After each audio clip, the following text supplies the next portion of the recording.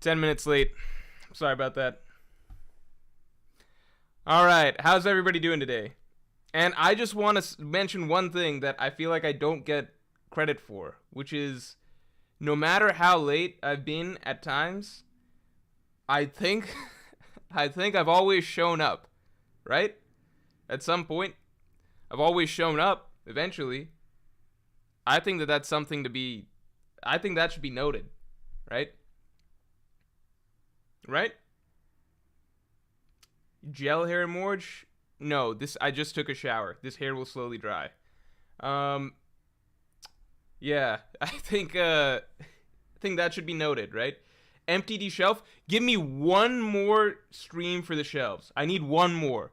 There's one poster that I need to put up that is not here yet. And I want to put everything up at once. Give me one more for the shelves. One more for the shelves.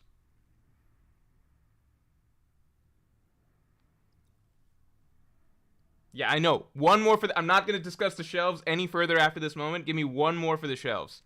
All right? I have almost everything that's needed for the shelves. We're close. We're close to the shelves.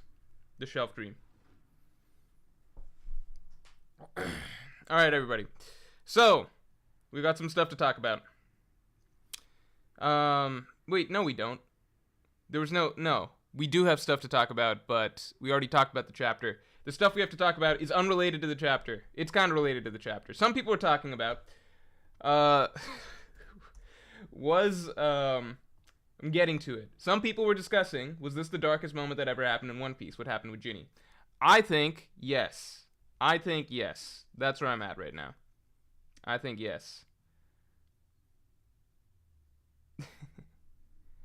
Bad username says, bro, always needs more time.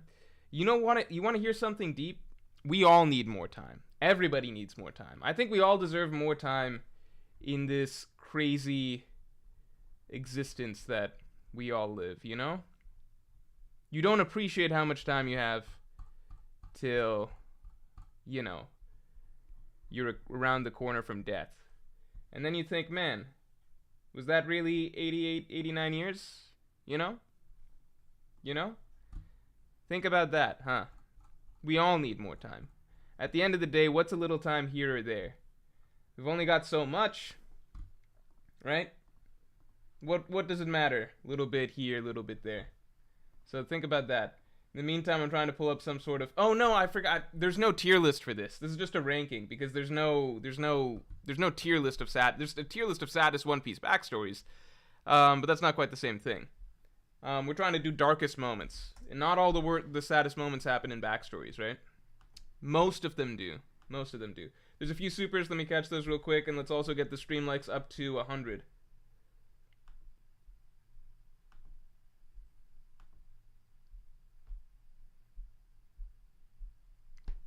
Justin Holland, thanks a lot, man, for 2 supers real quick.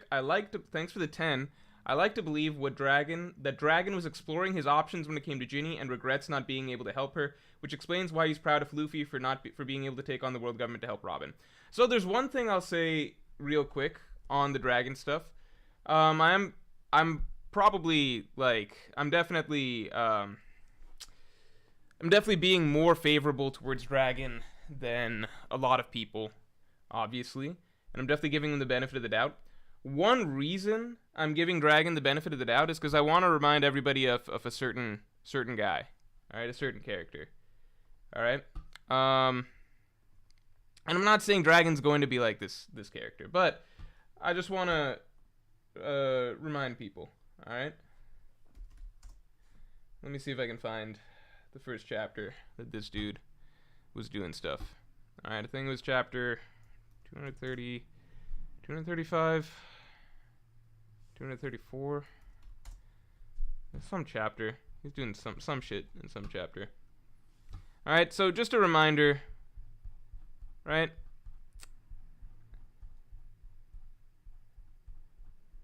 Where the fuck is this guy? Where is he? What the fuck is this guy doing? Okay, here we go.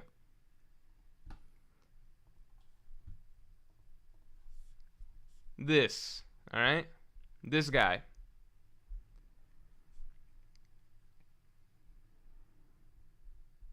This giant asshole. At least that's how he was initially introduced to us. Whitebeard was, for the longest time, a remarkably unlikable character, until the Marineford arc. The only times we only saw a bit of him here. He was kind of a dick to Shanks, who we all like, ripped up his paper. He was like, I don't got time to talk to that dude. Also, has no aura at all, because he's literally dying as we look at him. I mean, he has aura because he's huge, I guess. How do you even define aura, right? And then fast forward to... Why'd I click that? What is it, chapter 435? Is it exactly... It's pretty much 200 chapters later, huh? No. Slightly off. 434. Yeah, 200 chapters later. Same thing. We don't really understand Whitebeard just yet. He kind of just comes across as like a stubborn old dude. Doesn't listen to other people's advice. Please stop Ace. He basically sent Ace off to die. Doesn't listen, etc. Whitebeard was not likable. If you'd ask people pre-Marineford, like your favorite characters or something that aren't Straw Hats, I don't think Whitebeard was cracking any popularity polls back then, right?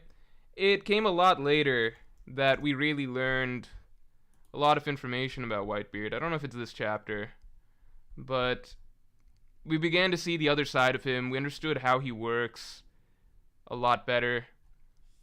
We understood that he was even lying, in fact, when he pretended to take the blame for...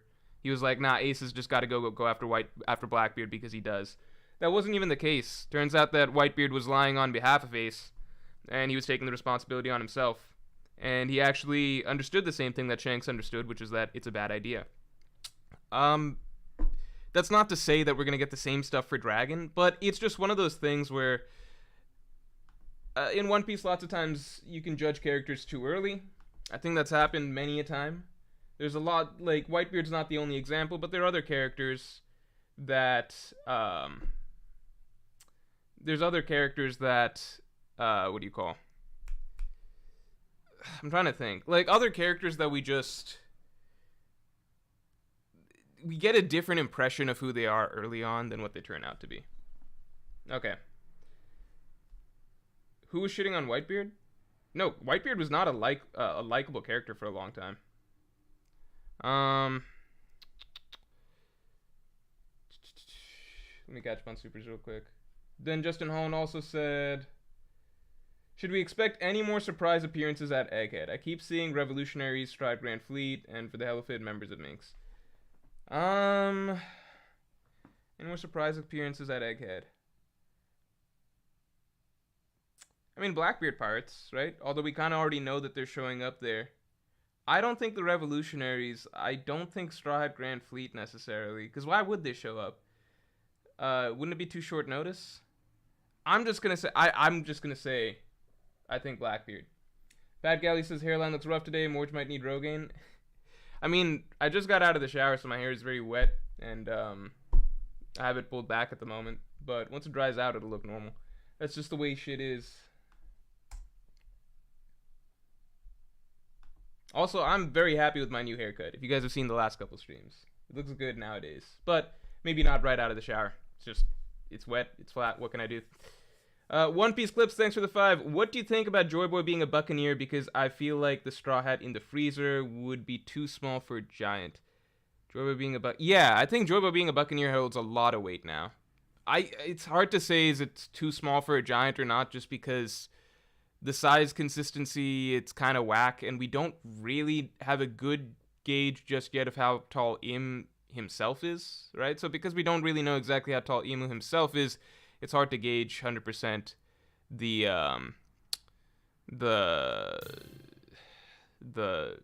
size of the hat, right?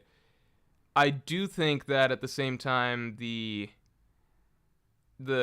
hat being a Buccaneer hat, it does raise a lot of questions. Why being a Buccaneer is, like, why did Oda create a separate race for Joy Boy? You know what I mean?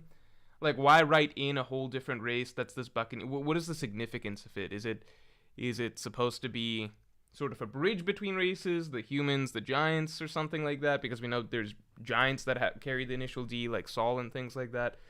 I don't know. I'm just curious. Blackleg, thanks for being a Supernova member for 13 months. Finally able to catch a stream live. Hashtag keep it up, dog. Yeah, thanks. Thanks. I will keep it up. Appreciate you supporting for so long. Josue Olat 22, thanks for the 10. You've talked about watching the comedic Gintama episodes. I could watch Gintama comedy episode. I might watch one. There's one I've been wanting to, like, I just felt like rewatching at some point.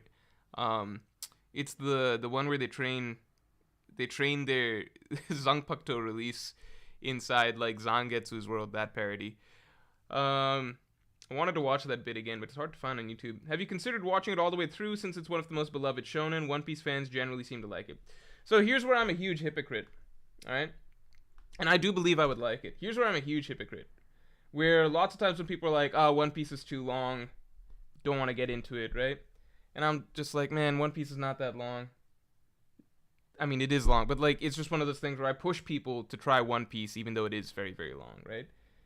But at the same time, when it's flipped around on me and it's like, try Gintama, try Hajime no Ippo, it just seems so fucking daunting. Gintama is very, very long, right? How long is Gintama? Because I like the anime, so I'd probably watch the anime of that rather than read the manga. Gintama episodes. Total episodes. There's only 367? No, that can't be right. Between all of the different versions, there's only 367? Is that right? Are there only 367 episodes of Gintama? I thought that it's that there's more than that. Also, let's get the stream likes up to 100 real quick. Justin Holland, thanks for the 2. What do you think of fate and choice in Ragnarok? What do I think of fate and choice in Ragnarok? I'm gonna be honest. I don't know enough about Norse mythology to say anything about choice. All I can say about fate is that all of Norse mythology. It's interesting that all of Norse mythology heads towards an inevitable final battle that essentially has to happen. And they already know the script of the final battle. They're like, yeah, Thor defeats the Great Serpent, right? Jormungandr defeats the snake. And they know there's all sorts of details of the battle that are already scripted out. So it's interesting to me, but I don't know enough about Norse mythology to really have a specific take on it.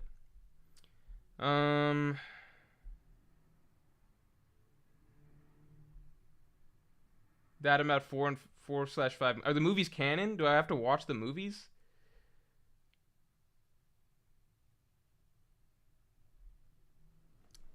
Okay, I'll consider Gintama because it's not as long as I thought. I thought it was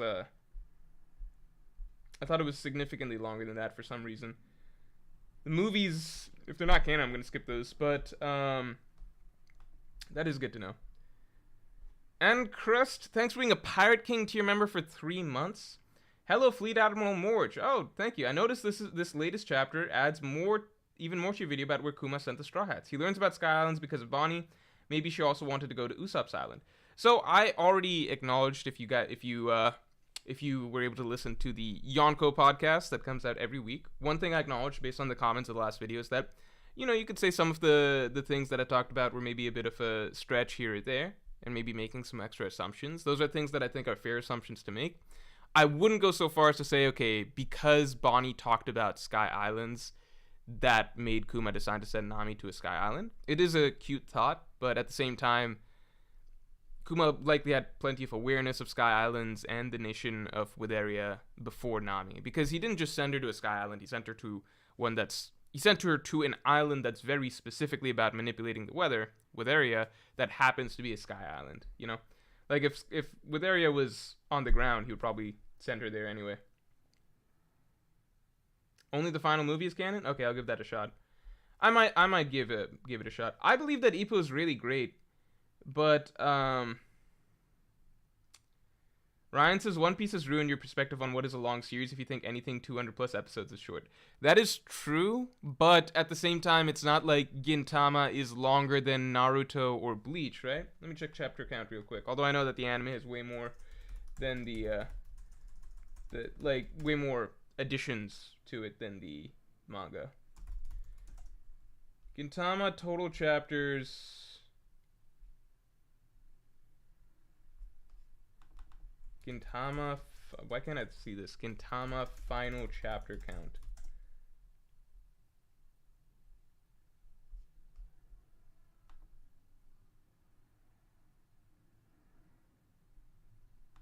$700? What the fuck?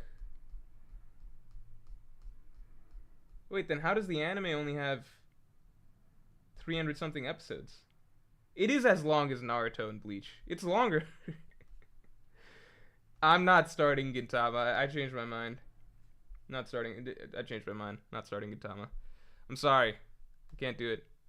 There's so many other series I'm supposed to watch. I haven't even read Fire Punch, and that takes me like 2 minutes to read, probably. Abrara Mensa's Detective Conan the Goat. I did want to read Detective Conan because it's a detective series, and I like detective stuff a lot. But it's like, I don't get why it has the twist that he's just like a little kid for some reason. You know, it makes the whole thing seem kind of like childish detective stories to me to read. So I'm just like, I read the first chapter or something like that, but I'm also just like, why couldn't they have just done this story with him being himself? Because he was already a good detective before being turned into a kid. So I don't really get it. Why is he... You know what I'm saying? What's the appeal of that? Mr. NK, what's up? I've been getting your name right every time consistently recently, I think. Sup, Morj? Just got off work. What did I miss? Nothing, because not that I was late, but the stream did get bumped back for reasons.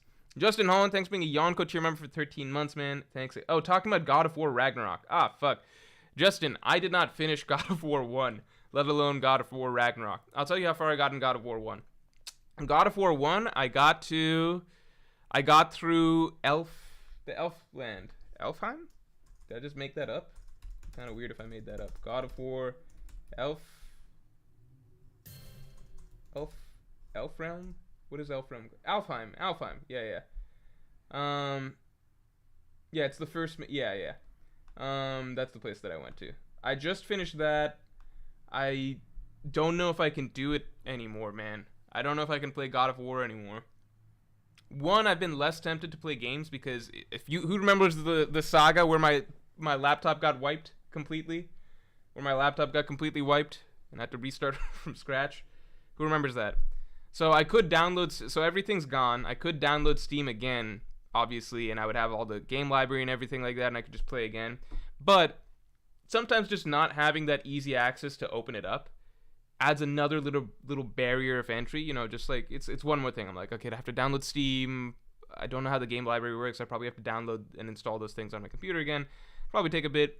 So it's for the best. I'm leaving God of War alone. All right. I'm sure I understand it's a good story game, but just the repetitiveness of what I am doing in that game, and the fact that fucking stupid little kid I have to fucking babysit him all the time, and he's always just like, there's things I have to make the kid do at times, and it's just, if I could just push this kid into a ditch, or make that witch lady that we met in the forest, if I could make her babysit him for the rest of the game, that would be great. But he's around. I did like some of the story stuff that was happening between the dad and the kid, but at this point I'm talking more so gameplay at this point. Anyway, so I don't know. I might finish God of War because I know it's a short game, so I don't have that, like, it's not going to take that long to finish it or whatever. Your second question is, if Luffy believes in freedom with responsibility, what is Dragon's take on free choice and fate?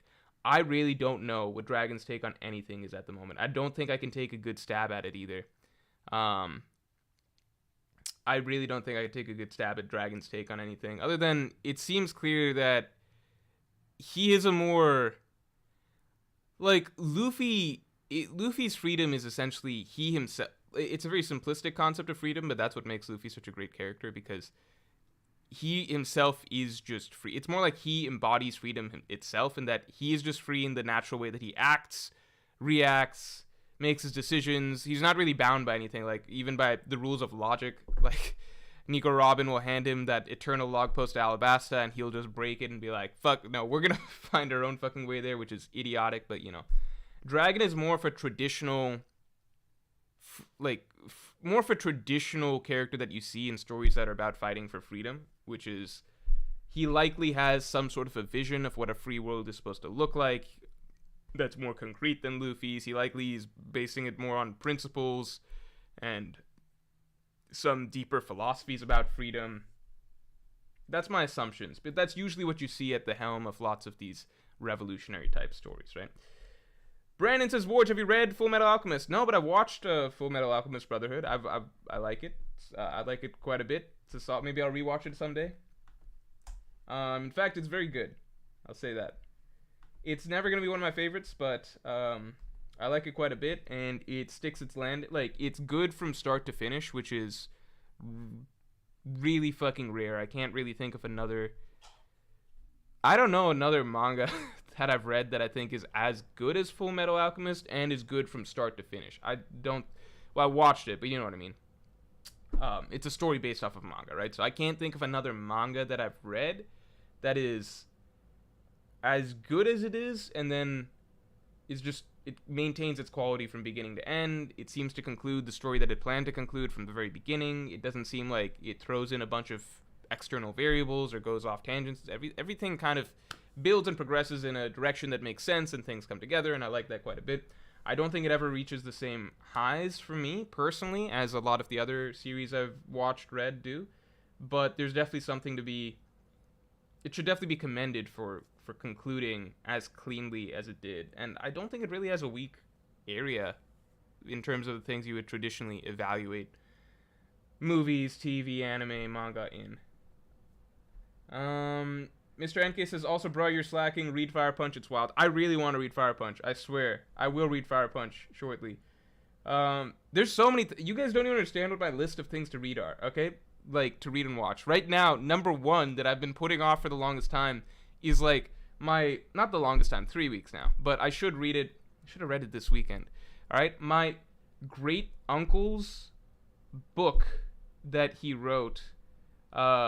and he has a certain condition that makes it very, very, let's say, difficult for him to write, to physically get up and write stuff at this point. So this book is it's very meaningful that he was able to complete this book and everything like that. So he sent it out for review for us before he tries publishing it or anything like that. So I'm supposed to read that first and foremost. I've not even gotten time to do that.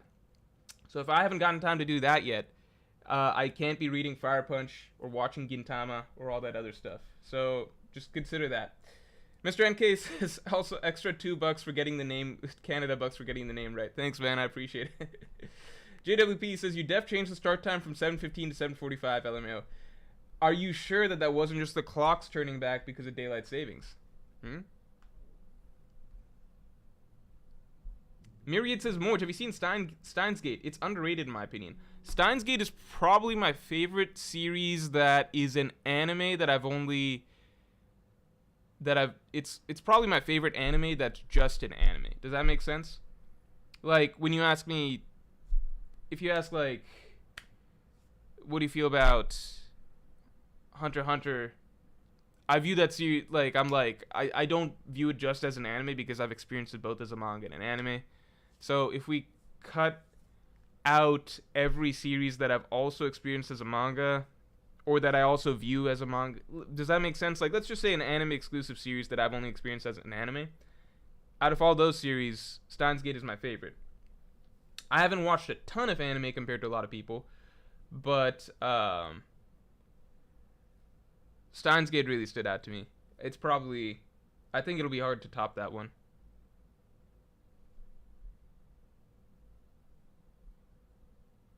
Caleb Brown says, Morj, are you going to NYC? If not, I'll get you something. No, I'm not, but I appreciate that. When is NYC? I'm curious. Let me see. I thought it was this weekend for some reason. Is it Comic-Con?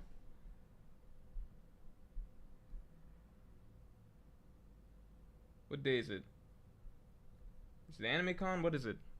NYC Anime-Con? Anime NYC, that's what we're talking about, right? November 17th to 19th? Yeah, I can't go to that.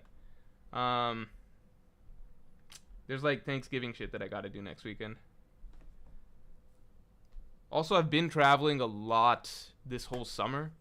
I had to do a lot of traveling this summer between bachelor party, wedding, went to Cancun for a little bit, like just a few days, and then another wedding that I just got back from.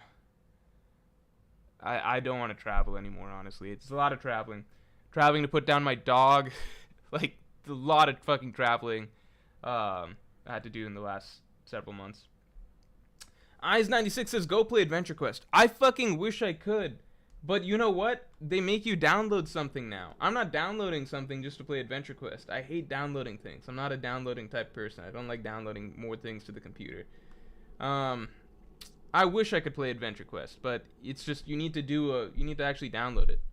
And that's a pain in the ass now. Back in the day, you didn't need to download it. It was just online. You could just play whenever. But now they've changed things. They got rid of Flash. I don't even know why they got rid of Flash. Flash worked perfectly fine, in my opinion. Can anyone explain, like, 30 seconds why they got rid of Flash? Steins Gate is also a visual novel, says McDudes. Then I'll amend to basically... I didn't know whether it's... I know most anime are based off of something or the other. Out of the series that I've experienced pretty much exclusively as anime, like, I can't really evaluate the Hunter x Hunter. Like, how much do I like Hunter x Hunter as an anime versus manga? I'm like, I read it as a manga first, then I watched the anime. I think the anime is better than the manga for the most part, but the manga is at a really good storyline right now that I might like even better than any... I don't know, it's a complicated thing. So if we keep it simple and just say stuff that I've only experienced as an anime, Steins Gate is probably my favorite. I mean, it is my favorite.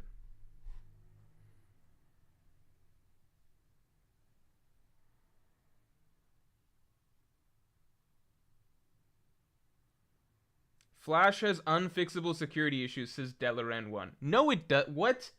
I played Adventure Quest when I was a kid, and nothing ever happened to me. They changed the whole system just because of Adventure Quest? Are you telling me that? Is that what you're telling me? Because some kids got in trouble with security playing Adventure Quest, so they deleted Flash from the entire internet? I don't believe you. Alright. Okay. Let's start doing the topic of the stream. It's time. The time has come. Alright.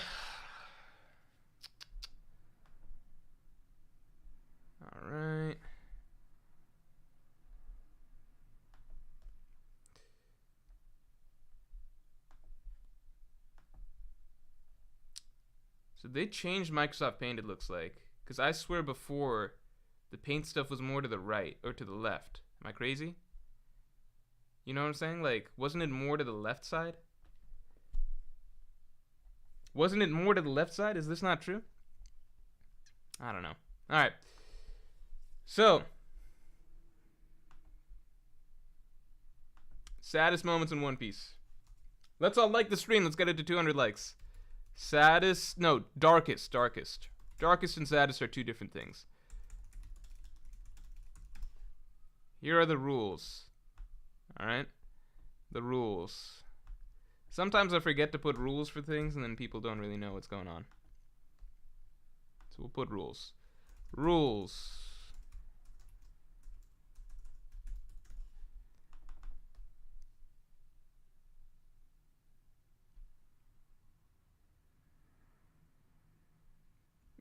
Is this the new Paint? Did they update Microsoft Paint at all? As far as I can tell, the only thing that's different is that I swear Microsoft Paint used to show up over here. Alright, rules. Has it been like this for like several streams and I'm just noticing it now? I don't know. Okay, rules are... What are the rules? Do we need rules for this? It's kind of self-explanatory, isn't it? I guess rules are... How much does the, I'd say the execution matters somewhat. I'd say the by that I mean this. I guess you could say, for example... Nah, because then you're getting complicated with it. Okay, we'll come up with the rules as we go. If we feel like we need rules, then we'll add rules. Right? If we feel like we need rules, then we'll add rules. Alright. Yeah, we could just say anything that... Let's take it from the top. Let's take it from the top, right? I also want to do it in a ranking style. If I want to do it in a ranking style, should I pull up Google Sheets? Because then you can more easily rank it.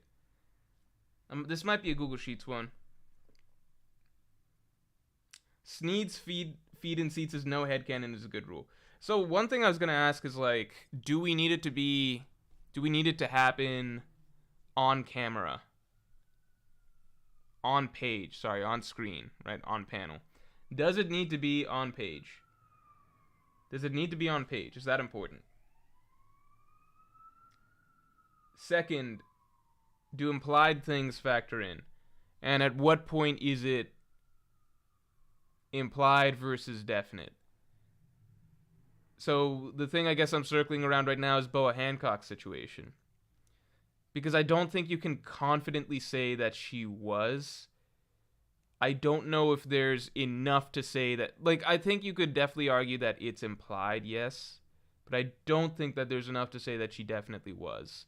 Whereas with Ginny, it's definite, which is she did not want to be with Celestial Dragon. She was kidnapped. They had a baby together. It's factual, right? Implied counts. Yeah, then another is like Viola and Doflamingo. Implied is definitely, what do you call? Yeah, implied is definitely, I mean, it's more than implied there, right? It's pretty much factual.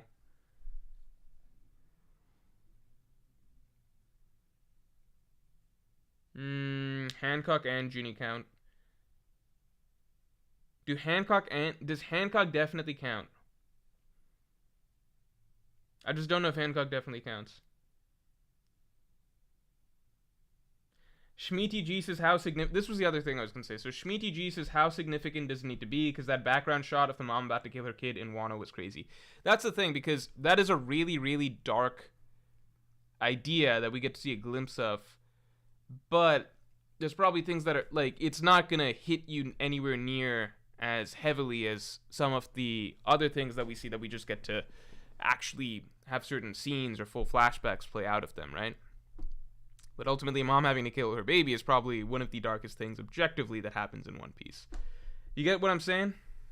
You get what I'm saying?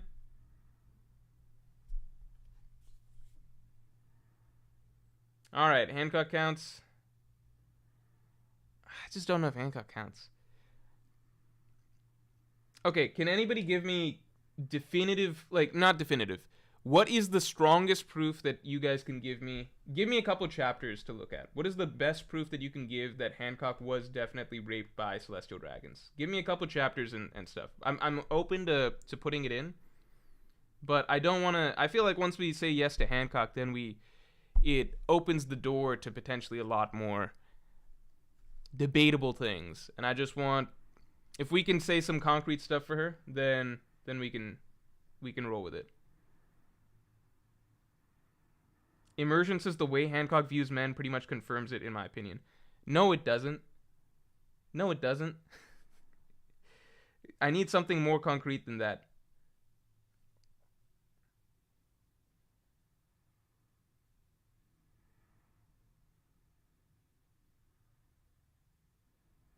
No, need more concrete.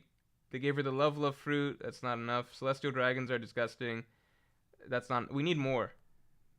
I need something concrete.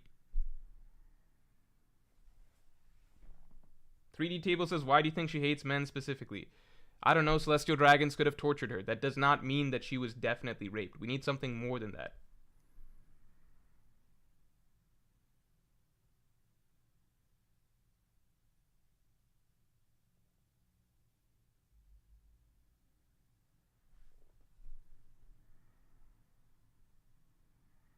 Lucky Man says PTSD doesn't mean sexual assault. I mean, I 100% agree that it's very, very, what do you call? Very, very possible. But, like, clutching her body, etc. is common with sexual assault survivors. I understand, but isn't that a reaction that other people can have as well? I swear we've seen Robin in that sort of a pose before during Enies Lobby when she's remembering O'Hara incident memories and stuff like that.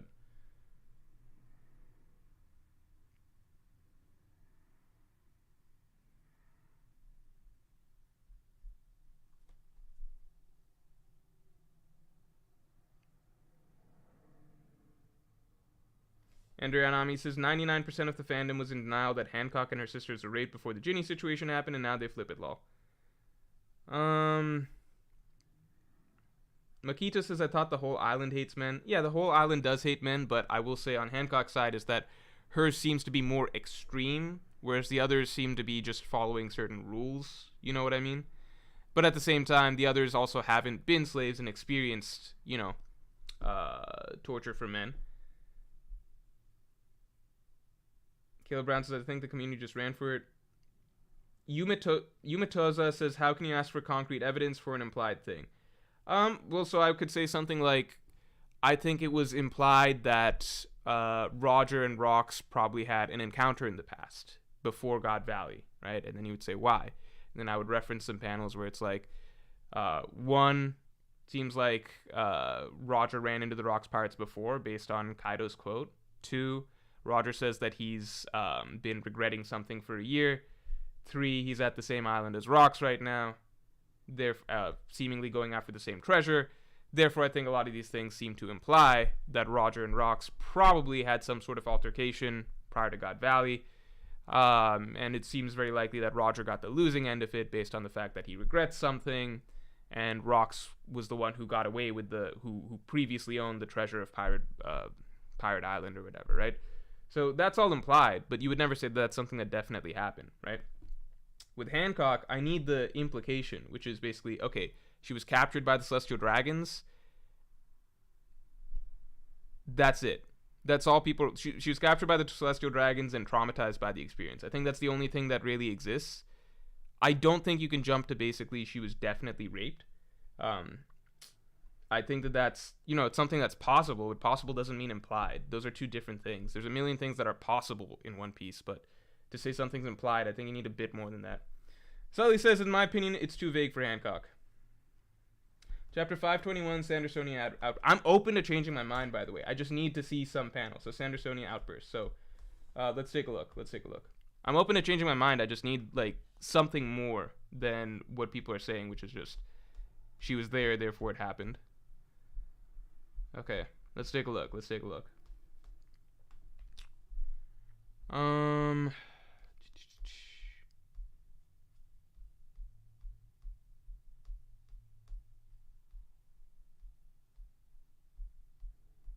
Okay.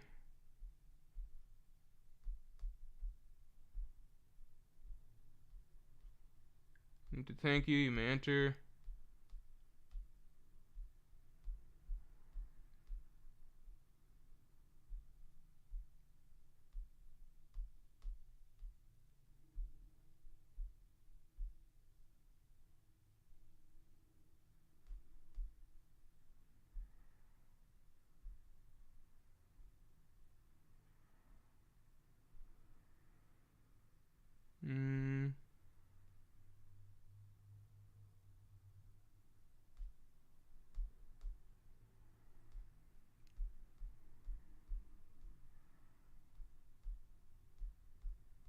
I'm reading, I'm looking.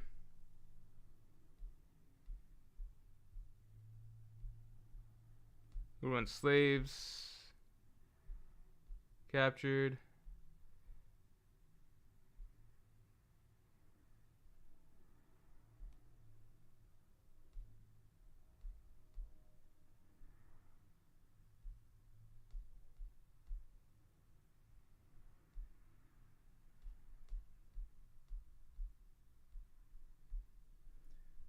Okay, I don't know what to say, but none of this, it is 100% possible that she was, but none of that means that, none of that is implied here. It's not the same thing.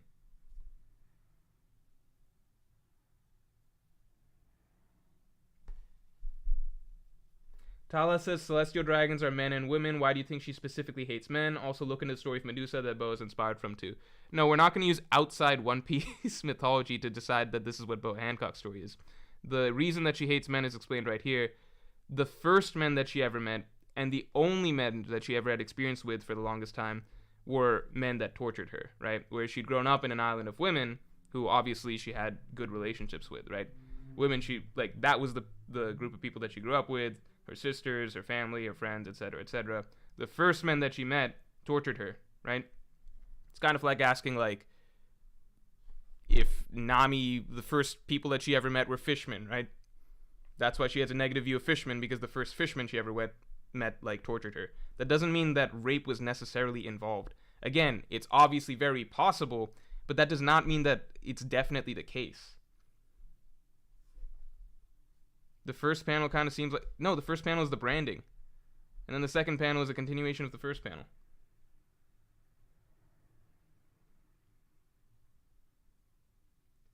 Gallant warriors says abominable things they did. That doesn't mean... God, what the fuck? Okay, so then by that logic... Okay, who's the first like, by that logic, then every slave that is a slave of the Celestial Dragons must have been raped by the Celestial Dragons, right? Who's the first one we met? I think it's like around here.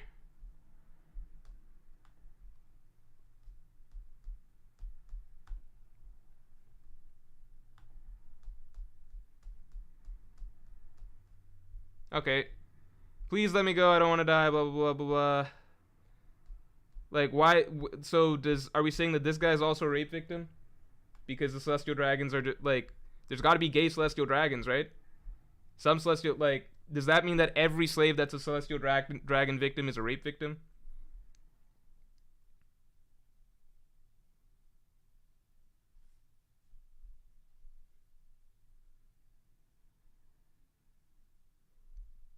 Give me a reason why this guy's not a rape victim, then.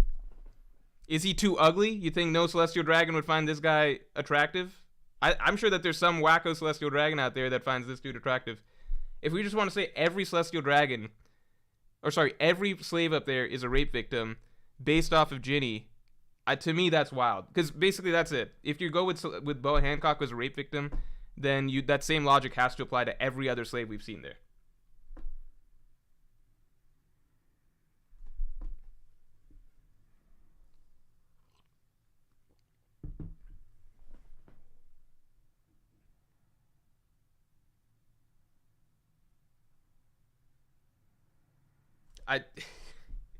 And this is where this basically comes down to the crux of it, because now some people are saying, you know what, possibly, and that's the problem, which is that, like, we need some sort of a line to decide how much is something that readers just think is like, you know what, that totally could have happened, and you know what, I bet it probably did, versus it's something that the manga actually implies. It's not implied. Because the same logic you use for Boa Hancock has to be the same logic you would use for other slaves. Like, just any other slave. Was Clapp raped? Huh? Was Clapp raped? Who thinks Clapp was raped? Why not? You don't think there were some Celestial Dragons that were into him? Just go by the logic of, like, well, Celestial Dragons are bad, so they obviously would have done it. It's like, maybe, and it fits their MO, but that's a huge jump to going to say that this character is a rape survivor. All right, we're gonna leave Boa Hancock out of it unless somebody else has some better, like, some actual piece of evidence, because no one has provided evidence. People have just provided, like, theoretically it could have been a thing.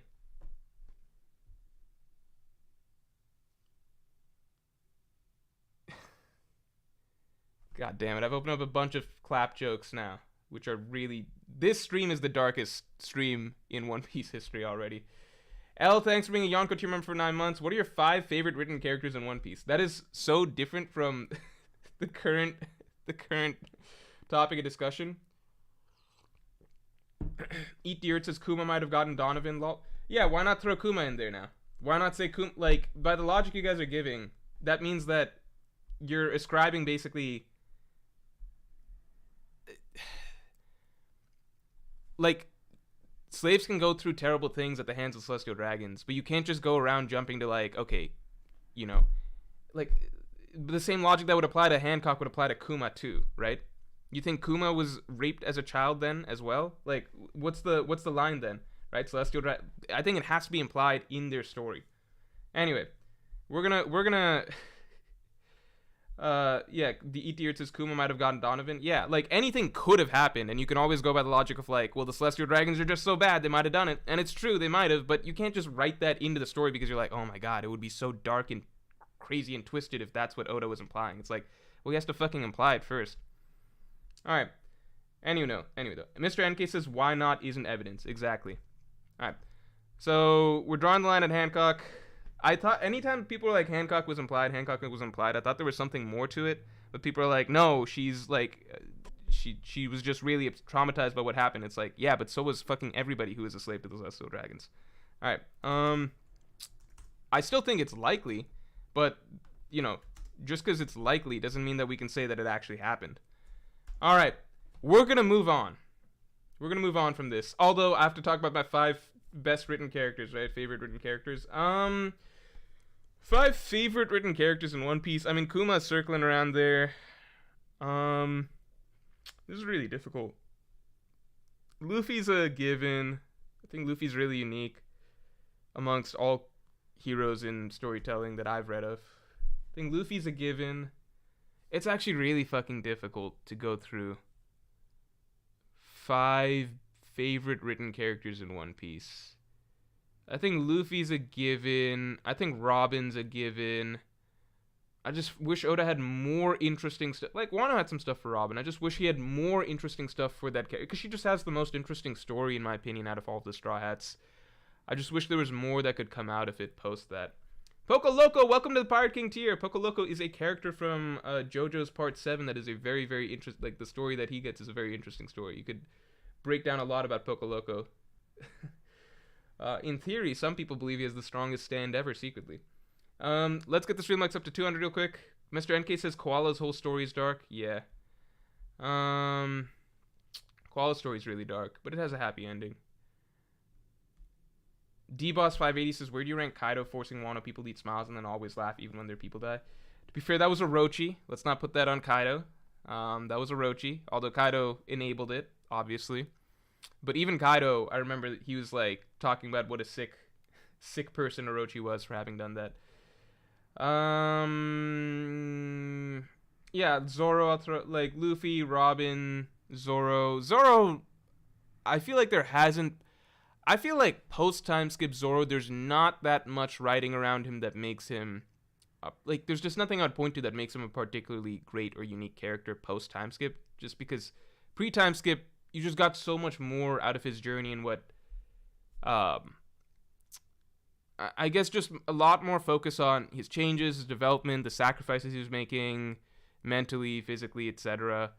And this sort of really interesting conflicting drive between just wanting to do everything, like just being all about becoming the strongest because that's what he set out to do from the start. Even before Kuina, a lot of people get this wrong. Zoro made his oath to become this, like Zoro wanted to become the strongest even before Kuina. So it's not just some corny, I made a promise with my friend thing. Like, no, he's just built like that. So he was do or die, become the world's strongest from the beginning, and then seeing that mold into him actually putting another person's dream above even his own. I think that that's a very interesting character. And just the scenes that you get out of it, like his first scene with Mihawk, his last scene with Mihawk before the time skip. Obviously, nothing happened. Just in general, like the small changes that you see with him coming into his own as vice captain, etc., over the course of Enies Lobby, and the responsibilities that he began to take on, and just the shift in his character overall. I'm gonna throw Zoro in there as well. Luffy, Robin, Zoro. Usopp's great, but Usopp's writing, it does go in circles. It feels like almost a bit of a time. And he does get new challenges each time, but his writing does seem to be a little bit cyclical in a lot of ways. Let me try outside the Straw Hats. I think Kuma's getting there. I mean, Kuma, you gotta let his backstory finish out, but I think he'll be there by the end of it. I think Whitebeard's a phenomenal character. Whitebeard's my favorite old dude character in all of manga. Yeah, definitely my favorite old dude character in all of manga.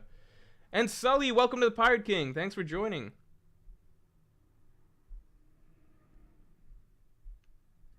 I don't think post-time skip Zoro... I feel like I need to see some more character stuff post-time skip Zoro. Because I think the most that we got was, like, that one scene in Wano where he's, unlocking Advanced Conqueror's Haki. But that's... As far as things go, that's like a really run-of-the-mill shonen moment. You know what I mean? It's cool because it's Zoro. It's a character that we've followed for a long time, and Advanced Conqueror's Haki is a big deal, etc. But in the grand scheme of things, that's not really a great I'd say pre-time skip Zoro, a lot of the writing around him was a lot more layers to it, a lot more interesting sort of decisions or changes that he kind of went through personally. There's someone else. Like, there's so many great side characters. I wouldn't put Wiper in there, although Wiper's one of my favorites for sure. Blackbeard is awesome, but I think we need more out of Blackbeard before I'm like, definitely is one of my favorites. I'm just gonna say Kuman. That might be recency bias. Whitebeard still. All right, let's keep going.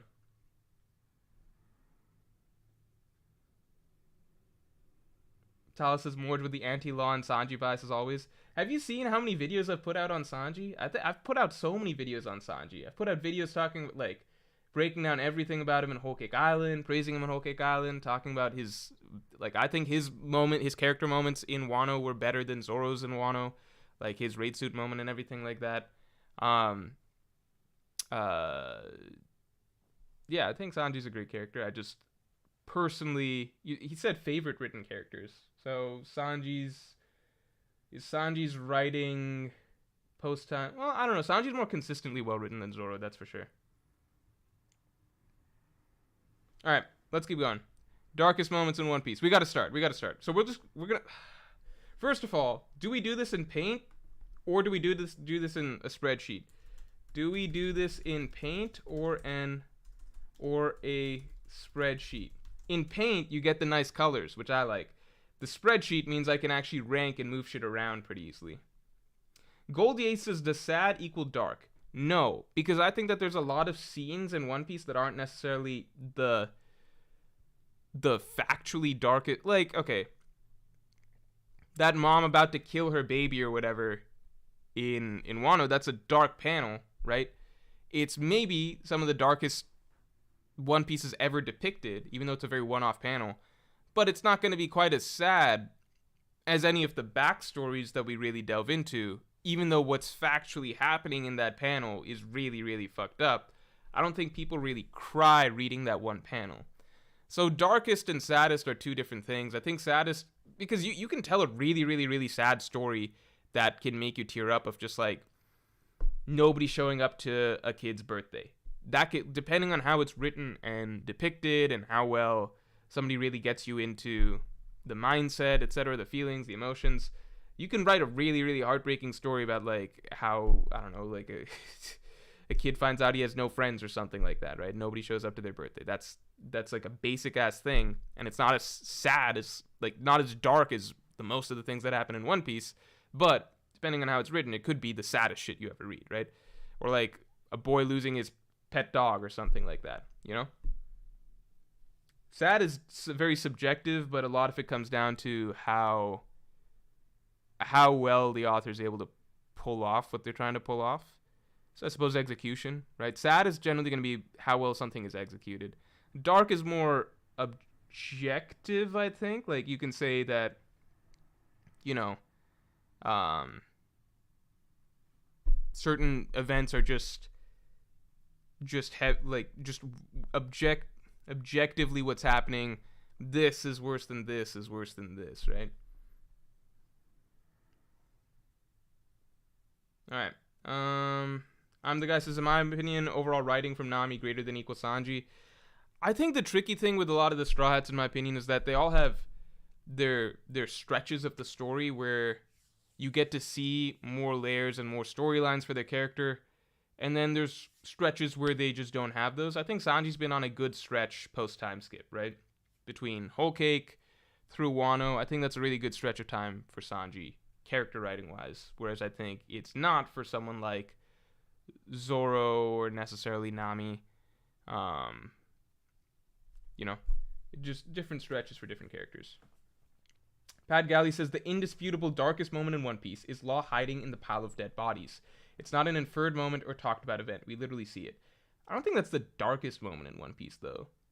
You know, like, would you rather be hidden? Would you rather have to hide in a pile of dead bodies, or be forced, would be like have your entire island destroyed or something? Like would you rather experience a genocide or something like that, or would you rather be, you know, experience what Ginny did or something? I think there's a lot of things you could stack up to Law hiding in the pile of dead bodies and say this is darker. I don't think that's even the darkest thing that happened in Law's backstory.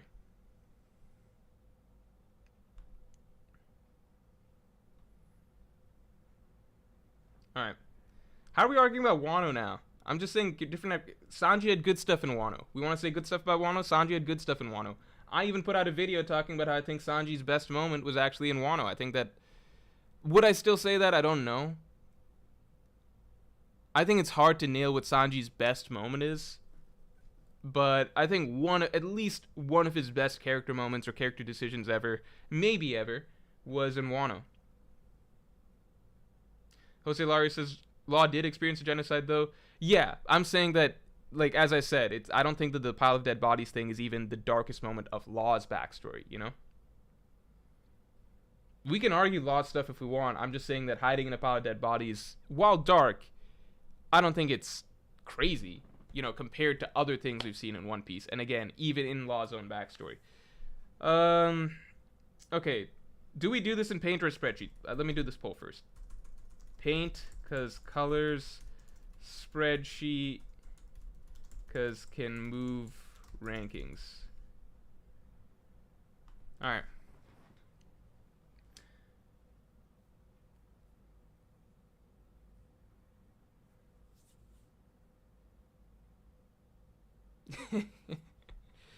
Oh, okay.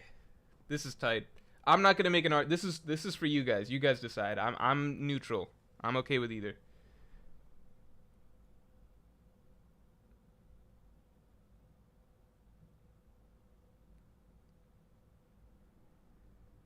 It's tight.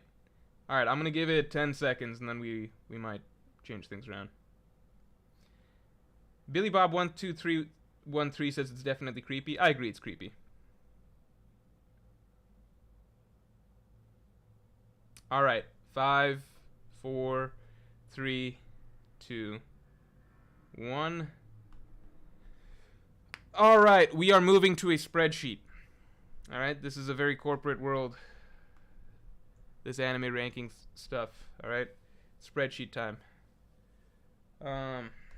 No fun colors for us. That is for sure. We are moving to the official, you know, business version of ranking things. Let's do this. Okay. Okay. Hold on 1 second.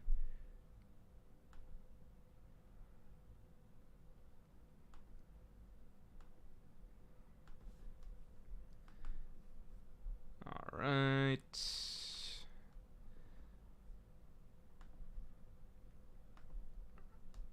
All right. And what are we calling this? Calling this something, right? Oh, ranking the darkest moments. That's what it is. All right. Ranking darkest moments. The Slith says paint was robbed. We need a redo. Sadly, I think that when it comes to ranking things and trying to get things in a numerical order, paint is not quite the best. It's, in fact, paint is bad for pretty much everything, but I just use it all the fucking time because it's funny, and also it just has a more whimsical feel, you know. But for ranking, you just can't be using paint, I suppose. I guess. All right. Let's throw Ginny's. This stream is probably already demonetized at this point, right? I'll just put the asterisks just to do it. Then STD likely. No, we're saying nothing implied. And then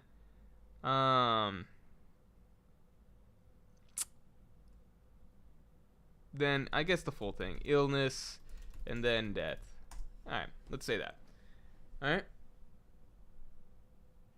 Rhodes Bob, so you're really not going to talk about them kids on drugs? Oh, the giant. Okay, let's throw them in. Let's start doing the ideas, and then we're gonna start ranking, right? Kids at Punk Hazard being drugged. I don't think that that's that bad in the grand scheme of things. In the grand scheme of things, I'm not saying it's good. It's obviously not a good thing. Sorry, just checking.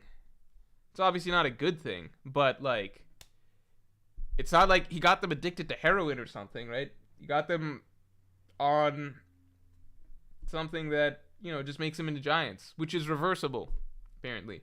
I think it's bad, obviously, but, you know, it's obviously bad. All right. Killer smile fruit. So we're just going to say the smile fruits in general. Smile fruits in general in Wano. And this one is bad. So here's the thing. There's two ways you can look at this, right? One is realism. I think one of the reasons that the Ginny situation hits so hard is because while the smile fruits are obviously really, really, really dark, and it's something that happened to an entire village, right? It's something that happened to an entire, not village, yeah, I guess, like a large section of Wano, right? It's something that happened to a whole group of people, permanent change, etc. I think part of the tricky thing is that smile fruits aren't real. What happened with Ginny is something that is very, very real, right? It's very real, and it's something that is basically the most sort of taboo problem, or like the most traumatic experience that people can actually go through in real life. And most people probably, whether they realize it or not, they do know somebody that has gone through sexual assault of some kind. And Ginny's is just the whole worst case scenario, which is just forcibly married, 2 years of this by her former slavers and captors who probably treated her like shit during this. And then she got what many believe to be, and again, we said nothing implied, but she did actually get some illness over the course of this, and then she was discarded, left with a child, and died. Like, the whole thing is just very much more a real, like, very, very, it's a bit too grounded, if that makes sense. Which is why it feels so dark and so out of place in even something like One Piece. You know what I mean? So that's why I feel like, how do you compare something like Smile Fruits in Wano, what the citizens there went through, to Ginny? Because if you're like, well, technically, if we're being, I don't know, going by math, it's something like the Smile Fruits affected so many people, right? It's even like, okay, let's take the Smile Fruits out of the question. We got Ohara's genocide, right? So how do we compare these things, right? Because if you're being technical, mathematical, objective, right? Utilitarian's not the right word here, but it's along the lines, right? You would say Ohara's genocide, where all those people died in Ohara, that's darker, like that's a worse event than what happened to just one individual, Ginny, right? But if you're saying what's darker to read, subject matter wise, I would say this territory is more hard hitting, and maybe just the realism of it. Not that genocide isn't realistic, but it's just more, this is like something that can happen to somebody that like a, you can, it's a real, maybe because it's quantified down to a single individual and it's just a personal type thing. And it's an individual story that we're reading. I don't know. Do you get what I'm saying? It's hard to say. Yeah, genocide is worse than Ginny technically. I think that there's no way to argue that. But this feels like something that's dark. Like, I could see something like this, in a way, happening in, like some PG-13 movie. You know what I mean? This, I would see, like, this sequence would only be in a very, very heavy, dark movie. Although maybe that's just because sexual matters are not just legally allowed in PG-13 movies. Maybe that's probably not the best way to rank it. But you guys get what I'm saying? That's why it's hard to rank this stuff. Also, let's just move some shit around while we're at it, right? So, Ohara's genocide is definitely worse than the kids at Punk Hazard, Hazard being drugged, which I think the Smile Fruits in general are better. Are darker than that, right? Enryu, thanks for being a Yonko tier member for 6 months. Happy 40th birthday, Morj. Close, but not quite. Actually, not close at all. I am 28, though. Fun fact. All right, let's keep adding stuff. Teeping Tom says Buggy with... Okay, now we're just making jokes, which I think is, you know. McDude says genocide is darker, but Ginny is sadder. This does go back to... I guess it's kind of contradicting what I said earlier about what's darker versus what's sadder. I would agree that Ginny's is sadder. I think Robin's whole story is very heartbreaking for me to read, but Ginny's is darker and sadder. I need to reread both to really compare. I still feel like just the subject matter that it strays into is darker. So I don't even know if I agree with the darker versus sadder thing. Even though I said earlier on that darker is something objective. Okay, let's hear some opinions on this. How are we differentiating here? Because now I'm going back and forth, and maybe we should have come up with better definitions to begin with. Isis1155, thanks for the 10. Intriguing is the way Zoro versus Luffy views strength. Luffy and Mihawk are unwaveringly confident, while Luffy is like, if I die, I'm not good enough. His insecurities hinted, but not explored. Needs depth. Okay, so I like a lot of Zoro's quotes along those lines, because for me, like, especially as a younger kid, those were just really inspirational quotes. With Luffy, he does say something along those lines. No, he doesn't. Mihawk I put in a different category, because Mihawk has accomplished being the world's strongest swordsman. It's easy to talk like that when you're up there, right? With Luffy and his strength and Zoro and his stuff, I do think that Luffy is a bit more blind to what he can and can't do. And we saw some of that in Marineford, and he is aware in some ways that I can't beat or can't do this against certain people. Like, he was talking to Fujitora even post-time skip and was like, I know I can't beat you because you're an admiral, but, like, he doesn't care. Whereas Zoro has more of a... There's more of a logic to how he's thinking, which is he acknowledges what his limits are, but he's also got the mentality of like, well, if I can't do this, then I'm just not good enough. And that's something you see even all the way back in Orangetown when he's like lifting the cage and he's like, and talking to Kabaji, and he's like, if I lose to you with these wounds, then that means I was never good enough to be the world's strongest swordsman. So with Luffy, I never feel like when I'm reading Luffy stuff, I'm getting some sort of insight into the journey of being the strongest or something, even though that is what Luffy is ultimately doing. But Luffy just doesn't really think about it like that in those terms.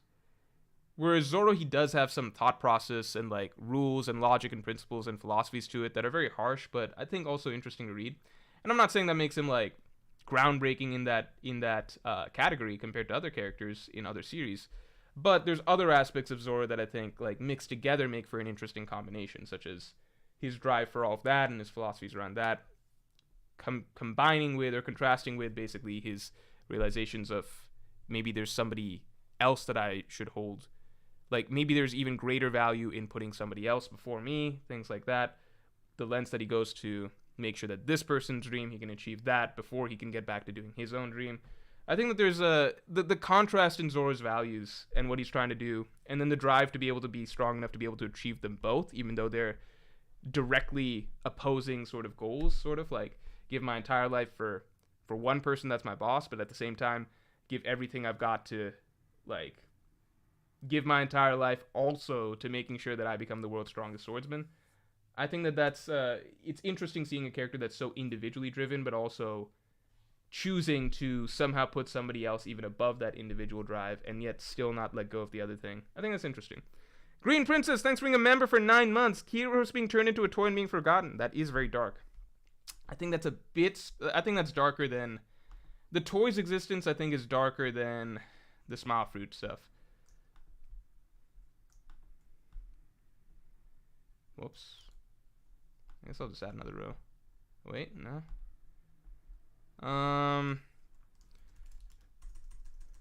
Citizens being turned into toys / forgotten. Bonus points. Kiro / Scarlet. Final moments. Archangel, thanks for being a Yonko tier member for 6 months, man. Hey, it's my birthday tomorrow. Oh, happy birthday. Also, how would you rank Fisher Tiger's backstory? Fisher Tiger's backstory is wild because like that one's a really real one. Real in the sense that that's the type of thing that likely happened and probably still happens in many ways, right? I love Fisher Tiger's backstory because his final lines were so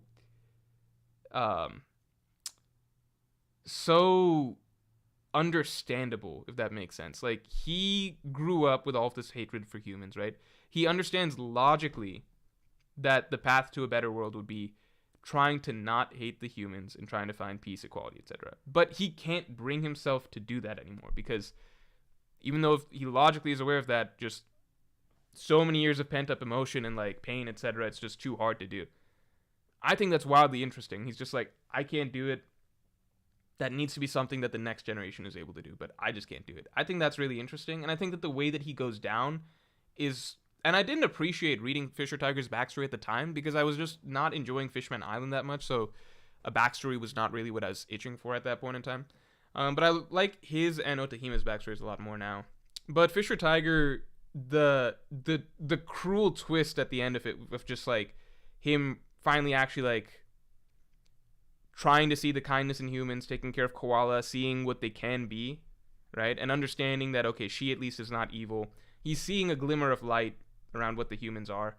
And maybe there is some room right in that moment for him to actually be able to change his heart with the way that he feels about humans, or at least open it up a little bit. And then he's just betrayed for his kindness and his open-mindedness so brutally. It's one of the most fucked up things that's happened in One Piece. This is hard. I don't even know how we evaluate this stuff. I feel like we've got to evaluate. Okay, here's how we're going to do it. We're going to evaluate in two categories. Things that happen to large groups of people and things that happen to individuals. Because I'm thinking about Fisher Tiger's thing, and I'm like, that's really fucking dark too. Not to mention he was a slave first. Also, Chocho's backstory is def gunning for last place. Yeah, I look, Chocho's all right, but I don't know if he makes the. No, it's sad though. Sorry, Chocho's backstory is still sad, but it's just I don't know if he's gonna crack the top spots here. Isis1155, welcome to the Yonko. Appreciate it. All right, how do we feel about this? Right? Fisher Tiger's death / betrayal by humans. How do we feel about this? Keep it separate or individual versus group? Should we keep individual events and group events separate?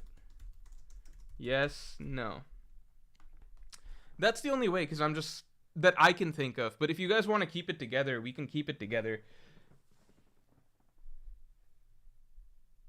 There was a time before Ginny's flashback, the Ohara was kind of the goal. Like, let's take a look back, right?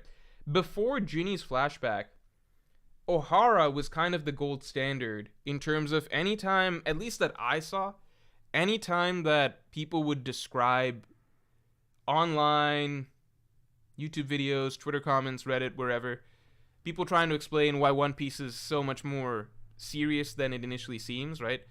How there's much more to it than you might initially believe, and it touches on a lot more serious subject matter. The thing that I would always see brought up first was genocide, right? And people are referring to Ohara there. You guys know what I'm talking about? I think almost any time you would see people trying to explain, no, One Piece gets really, really dark, right? Like, it deals with genocide, slavery, etc. I still think that people would bring up the Ohara incident first, and I think that Ohara was really a watershed moment for One Piece, a real milestone, just because we'd experienced sad individual things happen before, character deaths, villages being oppressed by Arlong pirates, things like that. We'd seen stuff, but Ohara was the moment that it was basically, I think when it crosses over into sort of like real world shit, things that you view as real world problems, right? It's like, oh my god, an oppressive government basically wiped out an entire civilization of people for potentially being a rebellious force, right? Potentially. Not even actually, but potentially, right? That scene of the Buster Call happening, right? It's essentially nuking Ohara. That's something that stirs up a certain sort of like, this is not fantasy stuff, this is real. And that's why when people bring up, in comments, etc., oh, what makes One Piece so dark, so serious, etc., it's like, oh my god, well, did you know that it covers serious topics like genocide? And then after that, once we get to Celestial Dragons, we're like, it covers slavery. I think things like that tend to be viewed as darker in a sense, because it's something that you can actually reference and equate to subject matter that would come up in more serious works of literature, right? More, like, let's say adult works of literature, right? Like, or movies, etc., right? It covers genocide, covers slavery, covers class inequality, right? These are all things that you expect in more serious works, right?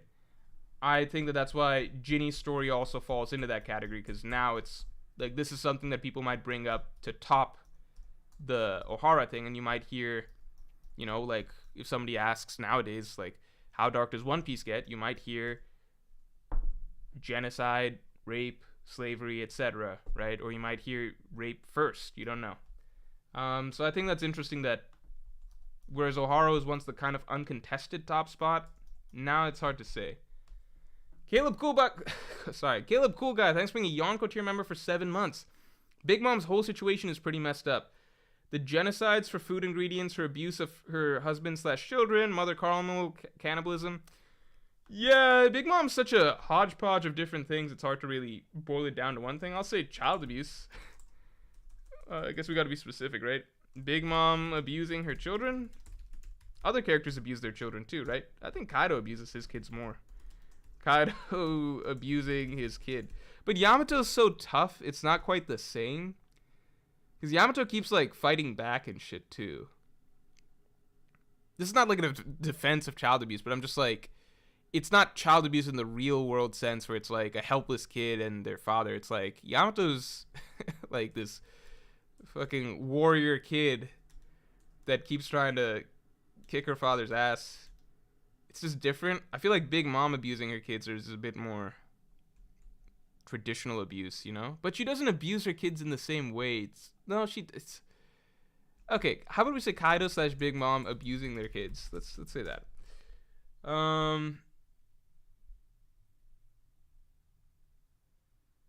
Cannibalism. Yeah, okay, let's say Big Mom cannibalism. Yeah. I don't know why I was, like, initially hesitant to put down cannibalism. Maybe because it was really dark, but it's never, you kind of just forgot about it. Or I think I just forgot about it. Basically, I was like, oh yeah, that was some shit that she did. But then you think about it, it's like, no, when it happened, it was really wild. Like, we had a tough time believing it. All right, so we'll keep group and individual events separate, according to the poll. Peter Falk, thanks for the 5. Morj, dark moments can also be sad. It's inevitable. I know. But you are judging how dark they are, not sad. Wait, so is that the problem? Also, Clap dying in front of Kuma is list worthy. Yeah, but then we gotta do everybody, right? We gotta do Bellamere dying in front of, I mean, I guess that's the point, right? I'm judging how dark they are, not sad. Yeah. Okay, let's just start putting shit down, alright? Let's start putting shit down. So, and then we'll rank, right? We are keeping group separate from whatever, right? Eyes96, thanks for the 2. Worldwide baby hunting to end Ace bloodline. That's true. Okay. Worldwide baby hunting to end Ace bloodline. Okay. Let's move the group stuff over here. This should I do a separate sheet? Separate sheet is less fun to look at, but it's easier to rearrange things. I'll try keeping it all on the same sheet for now, and we'll see what happens. Alright, genocide. This.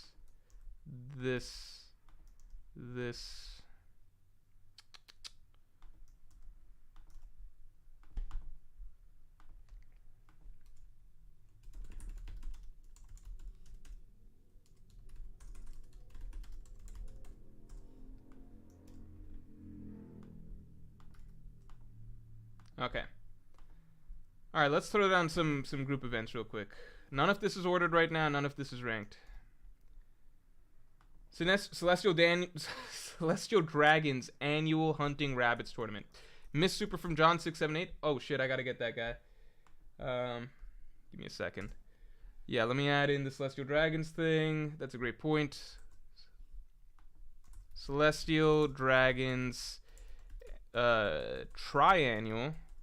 Triannual is once every 3 years or 3 times a year. Triannual hunting rabbits tournament. People will understand. Alright, hold on. Lucci killing 500 hostages? That's dark, yeah. Is that a group event? It happens to a group. I'll throw it in. Let me catch John 678's chat real quick. Odin forced to dance for 5 years better be top 3. I don't think being forced to dance for 5 years is anywhere close to some of the shit that other characters have gone through. I think a lot of characters would gladly take being forced to dance for 5 years over their lives, like their entire life sufferings that they go through. I will throw. How is Odin dancing for 5 years even one of the darkest moments? That shouldn't even rank. It is fucked up that Orochi trolled him like that, but it's not one of the darkest moments in One Piece. I'm not even gonna put it on the list. All right. Hey Brooke, did you hear that Odin had to dance for 5 years? Brooke was probably dancing for 5 years just to kill time in his like 50-year stretch. Odin being boiled alive is not dark because he chose to do that himself. Poco Loco, thanks for the 5. Dark moments that come to my mind are Odin being boiled alive and Great Terminal being burned down. Okay, I have to disagree with Odin being boiled alive because he chose to boil himself alive. Although I guess the sentencing was always to boil him alive, to be fair. So I guess that's fine. Hey, how come Toki didn't send Odin to the future when she met him while he was in prison? You know, like, Orochi he was defeated, Orochi put him in jail, then Toki meets him to take his swords. Why didn't she just send him to the future so that he tries again? And then why did she send the samurai to the future 20 years ago so that they could try, 20 years down the line, so that they could try again? Why didn't she just send Odin at that point in time? Being boiled alive is dark, though.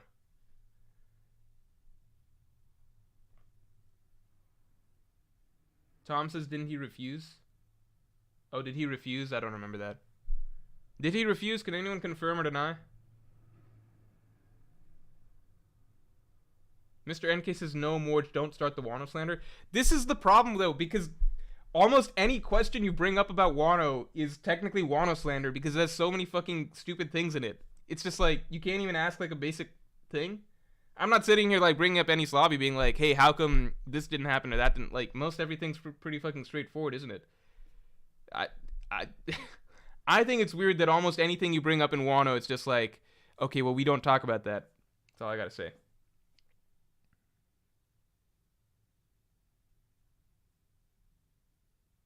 Okay, I'll put down Odin boiling alive. I don't think that's that dark, though, because that's just a method of death. Right? It's obviously worse than being shot. But at the same time, I'm just like, I don't know. Okay. Let's keep going. Human auction, right? That should fall under here. Human auction. Slavery. Celestial dragons. Slavery stuff.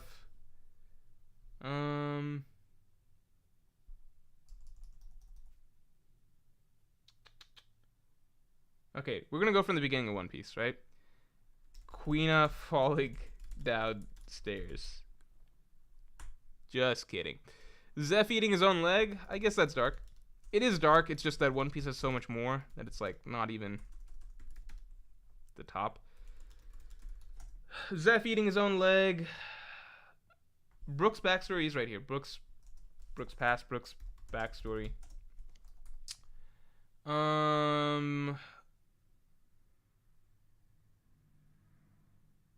Slaves underneath Marijua. I'm just putting that under slavery stuff.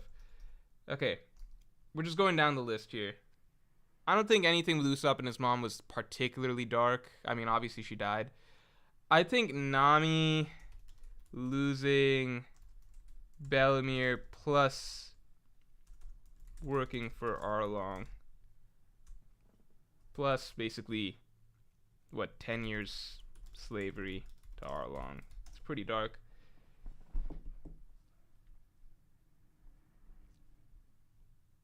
Chopper, yeah, see, like, Chopper's outcast section of his backstory, right, where he's not welcomed by humans, not welcomed by reindeers. It's sad. It's really sad. I don't know if it's dark like that.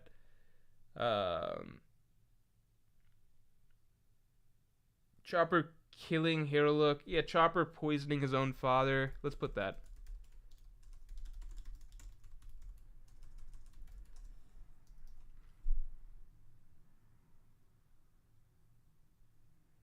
Oh, yo, Sanji's got his second past. Sanji, Iron Mask stuff. It's dark. It's dark. But, I think as far as child abuse goes, yeah, it's dark. It's dark. Okay. Crocodile sending sandstorms to Yuba. I don't know about that. It's dark, but it's just, I don't know. Does it crack the list?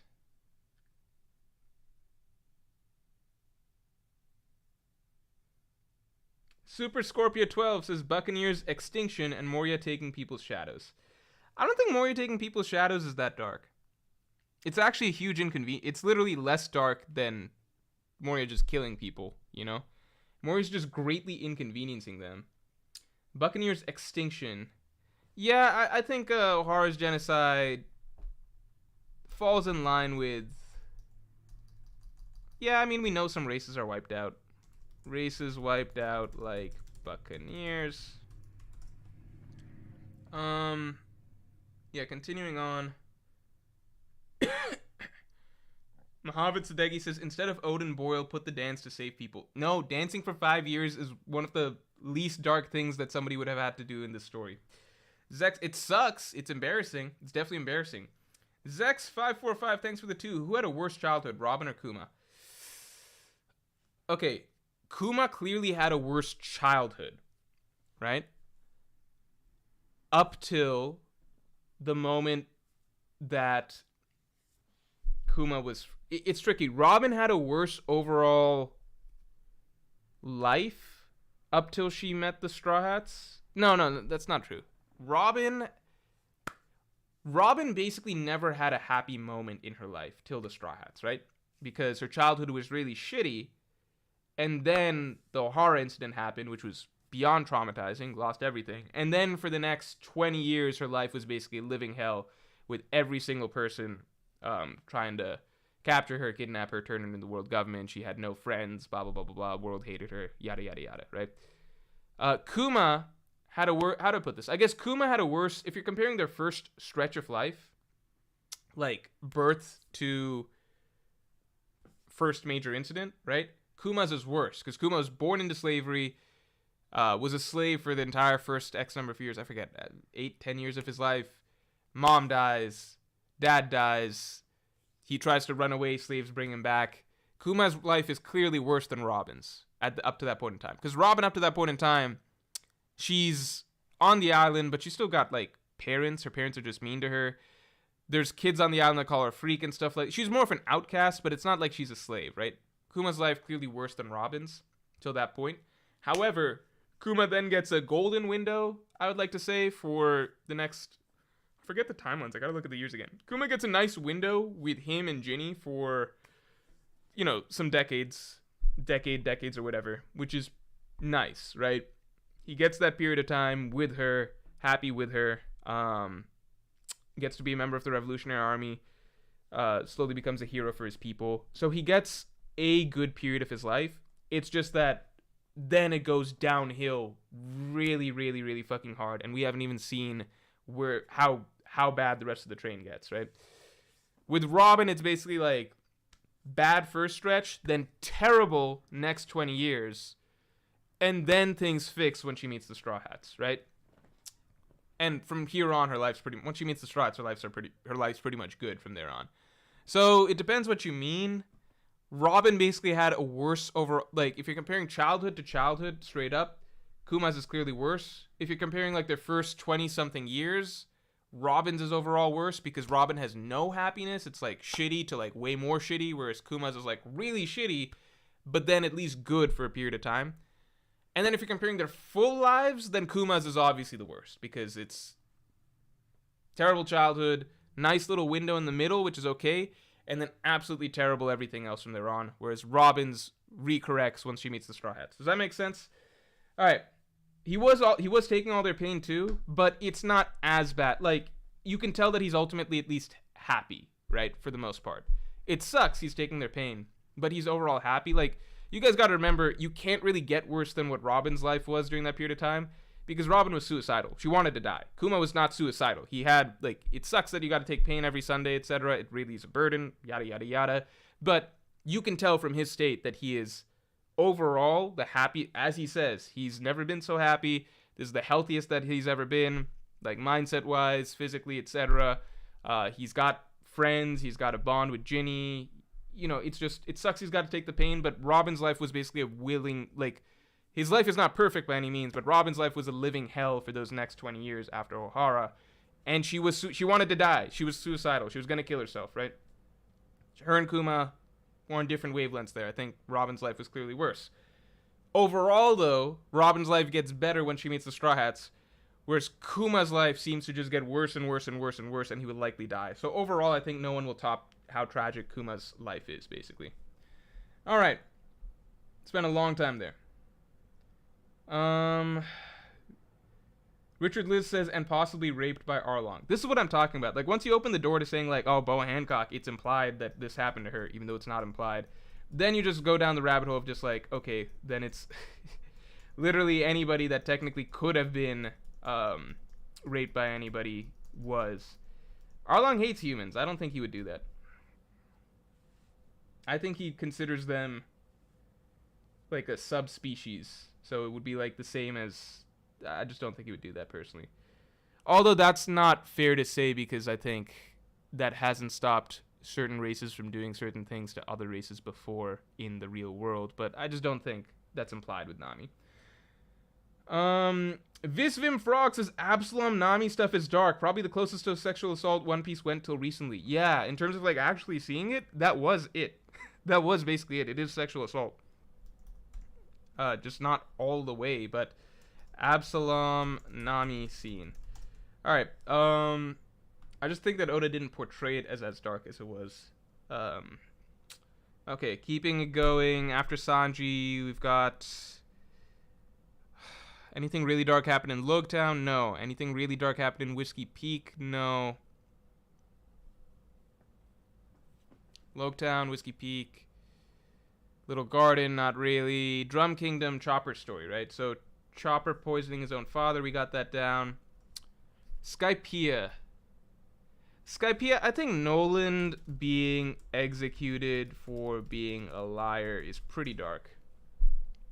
We're getting there. We're going in order. Law, I know. We're getting the law. We're getting the law.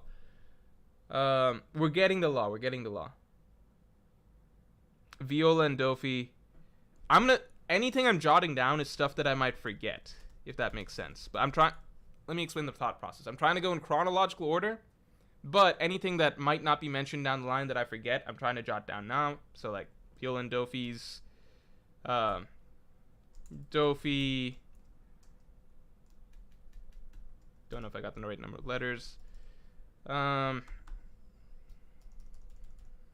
I'm not going to forget Law. So with Law, I'm going to try to stick to chronological order. Anything I think I might forget that I see people mentioning down the line, I'll put in right now.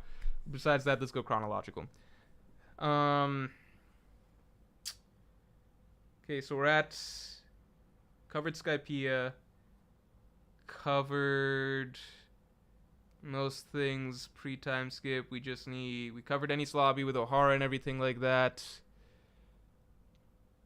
We covered Marineford, Impel Down. I guess torture of prisoners in Impel Down. Torture of prisoners in Impel Down. Marineford, yeah, we covered the Ace Baby Hunt. Marineford itself was overall just a big war. Shit happens. I guess you could put down war. Just general concept of war.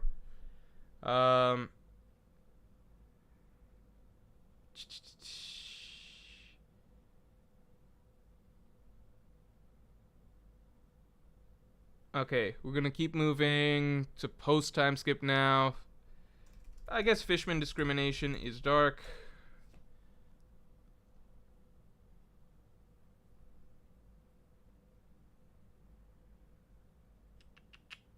Um, moving past Fishman Island, we've got Punk Hazard, the drugging shit.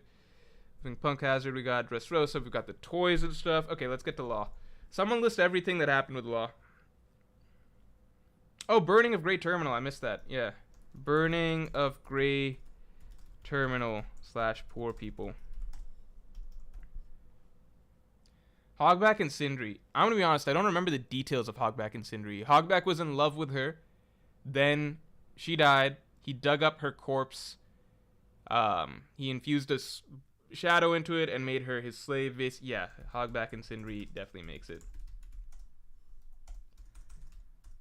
I do remember Hogback and Sindri. Baby 5 flashback. I forgot. I think Senor Pink's backstory. Yeah.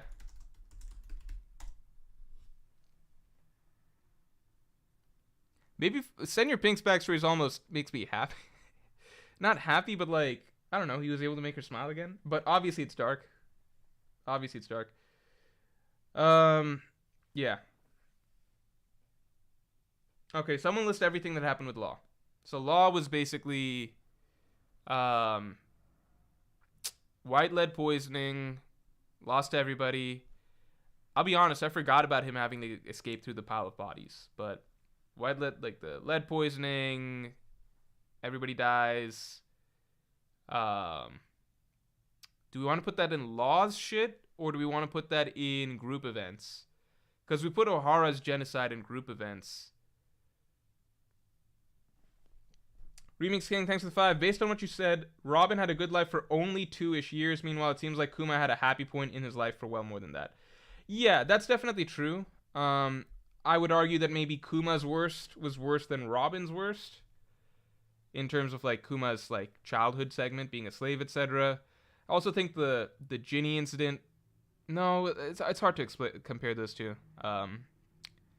You're right. Robin had a good life for only 2-ish years. I think I'm extrapolating that Robin is going to have a really good life for the rest of it. Like, spoilers, but she's going to be the crewmate of the Pirate King, right? She's going to succeed in helping find the One Piece, liberating the world. She's going to succeed in having her dream of finding out the true history and sharing that with the world, being the most accomplished scholar ever. She's going to have this family forever. In my mind, Robin has gotten a happy ending, essentially. Like, the happy ending essentially happened the moment that she found the Straw Hat crew, but it's obviously going to go beyond that. The moment that the Straw Hats welcomed her back, right? Saved her from any Slavi, right? And the happy ending is going to continue beyond that with when they find the One Piece, yada, yada, yada. But I think if you're going timeline-wise, yeah, the 2 years is shorter than Kuma's happy period. But I'm taking into account what we're kind of extrapolating with Robin's life. And also just the fact that once she found the Straw Hat crew and was welcomed by them, it basically... It kind of canceled out... Not canceled out, but it basically resolved the biggest thing that had really been haunting her, plaguing her for so long. Like, it just recorrected the entire trajectory of her life to now it's just positive, if that makes sense. So, I think when all is said and done, like, Robin will have had a happier life than Kuma, but Kuma up till now factually has experienced a longer, more extended period of happiness than Robin. Oh yeah, she's even gonna fucking meet Saul again. Fuck this. All right, forgot about that. Fucking Saul didn't even die. God damn it, man. All right. God damn it. Alright, it's a good thing Oda's doing a lot more dark shit and killing off a lot more characters nowadays. So the Saul thing stings less, but it'll still always just be there. I don't know. I wouldn't be surprised if, like, Ginny comes back to life or some shit. It's like, oh, we never saw a body. Never saw a body. We saw a grave, but surprise, Sapphire Jewel Syndrome or whatever, it actually allows you to survive without oxygen for weeks. So Ginny was able to actually survive and crawl out of the grave 2 weeks later. And you know what? It's okay because it's all foreshadowed in chapter 263, where on this cover story we see a sapphire breaking out of the ground in the bottom right corner or some shit of the cover story. I don't know. Anyway, let's let's let's figure this out. ADHD brain? No, I'm just like literally in my thoughts I'm mulling over basically what the hypothetical scenario would be of Ginny coming back to life, and then how people would defend it. And I guess I am just like idly moving this thing around at the same time, maybe to work off irritation in my head. Anyway, human sacrifice in Jaya. Yeah, we can throw that in. Human sacrifice in Jaya to the gods. We're at senior. Okay, Law's shit. So Law, the poisoning. Do we want to put in Law's story, like from his perspective, or just the general fact of what happened? Because we put O'Hara's genocide in the group area. Oh, Charlo's shooting that husband, but he didn't successfully do it though, right? They were able to get. Weren't they able to get her away or something like that?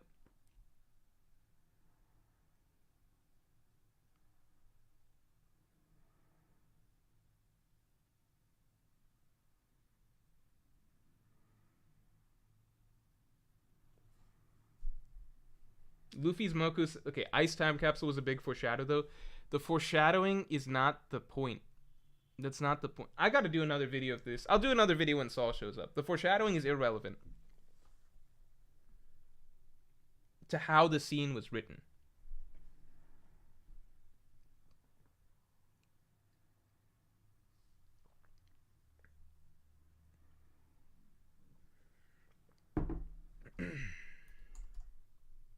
Charlo succeeded. Did he get the wife? I thought that Zoro interfered, so the wife situation kind of went away.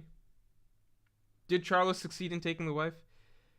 I think, is there any point to putting that though? Because we've already got the Ginny situation, which is basically the same thing, but like with the confirmed follow through.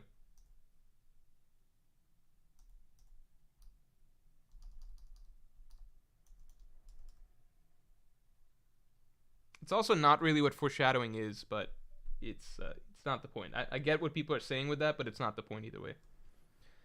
Malik, thanks for the 5. Didn't NL genocide a race of sky people? Bergens, I think.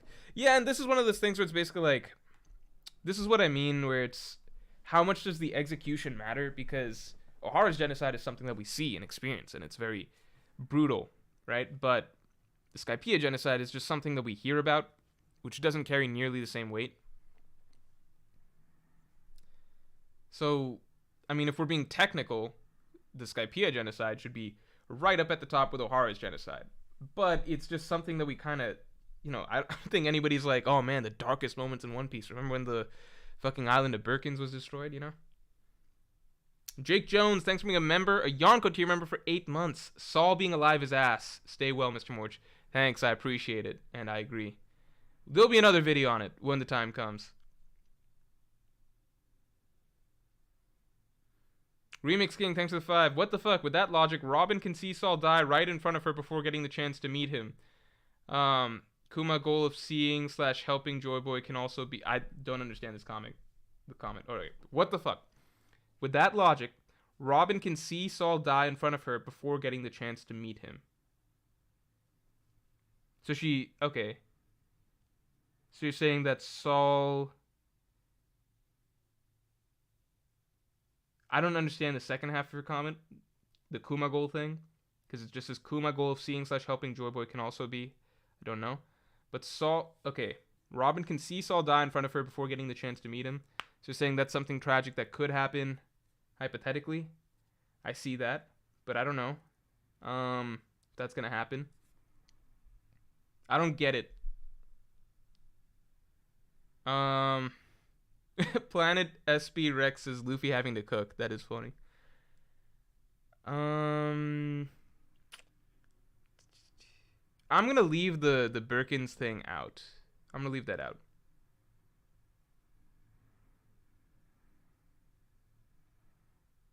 Brandon King says, what about Kaido killing Luffy? The Strats legit thought he died permanently, and Yamato had to convince Momo they had to die fighting.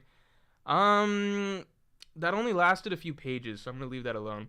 I think if we delved into that a little bit longer, I also don't think that thinking that somebody died necessarily is that dark as somebody actually dying, you know?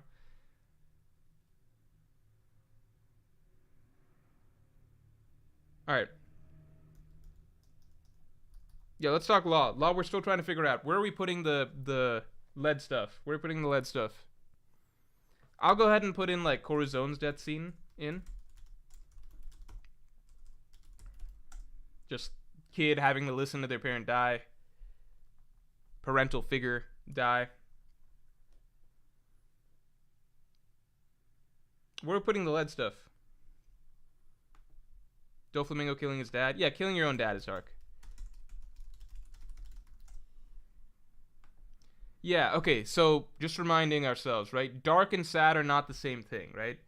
So, reminding dark and sad are not the same thing. So, hypothetically, if we were ranking, we would probably put Dofi killing his own dad over Corazone's death scene, because Corazone's death scene is obviously much sadder, but a kid killing their own father is really, really dark, right? It's more dark than the other way of, like, a father dying, kid witnessing it, right? But, like, this one's really fucked up, right? Kid killing their own dad. Okay. So, let's say, where are we putting the lead poisoning city? Flevance. Lead poisoning stuff. Group. What happened to Flevance? Individual. What happened to Law? How do we really rate this? Because again, Ohara, I think usually people reference Ohara in the context of group. I think I'd put Flevance in the same category.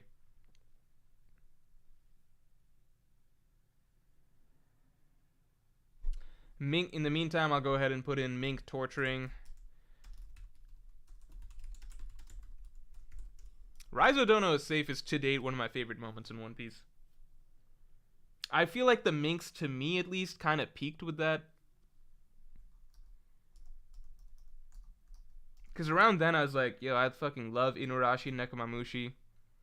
But then during Wano, for some reason I found Nekomamushi frequently annoying. And I couldn't give a fuck about their fights. I don't know why. They just felt very minor side character-y there. I just didn't really care about them quite as much there. But during Zoa, I was like, these new characters are awesome. I don't know what happened. That might be more of a me thing. I don't know. Maybe you guys still really liked the Minks in Wano. I think once you know what it is? I think I liked a lot of this. I think I've talked about this before. I liked a lot about okay, Remix King, I will answer you in a second. Let me finish this thought. I see what you're saying. And lead poisoning is going in the group stage. Thinking NBA, but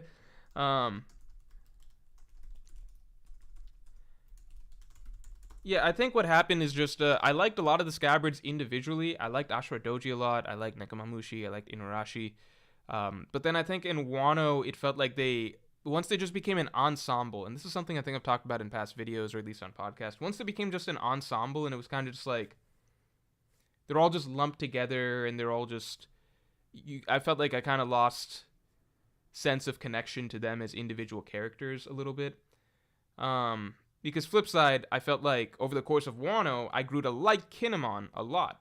Whereas I didn't really care for him as much in previous arcs. But in Wano, Kinemon, because Oda gave him elevated screen time, story focus, character storyline, moments, etc., than the other Scabbards, it felt I was able to connect to him more as an individual character finally. Whereas the rest of the Scabbards, I personally felt were kind of just drawn more into just this collective hodgepodge collage of characters, of 9 different characters, basically. So I felt less of an interest in them individually. I don't know. Okay. So Remix King says, your point on protecting people's future based on what we have seen so far in the story can work in both directions. Kuma's getting the upside of seeing and helping... Oh, I see what you're saying. Kuma's getting the upside of seeing and helping Nika, and Robin has to relive her trauma.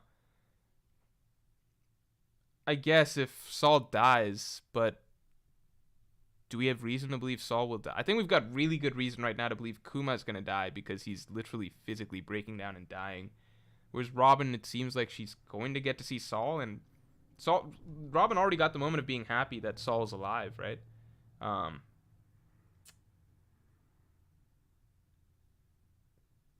I guess it's unfair to project that Kuma's gonna die. Maybe he does. Maybe Kuma doesn't die. Maybe he gets fixed. He's no longer a robot, and maybe he and Bonnie can live happily ever after. So that's a possibility. Yeah, I guess it's not fair to say Kuma's gonna die just yet. I think it is fair to say that, Robin she's happy to hear that Saul's still alive. I think Robin probably will get to see Saul again. I think that's quite likely, and I think Kuma's basically dying right now. I don't know. He seems like he's dying. But yeah, maybe we shouldn't project. Fine. Who has a sadder life between Robin and Kuma? We'll call it a toss-up till we see. Call it a toss-up for now.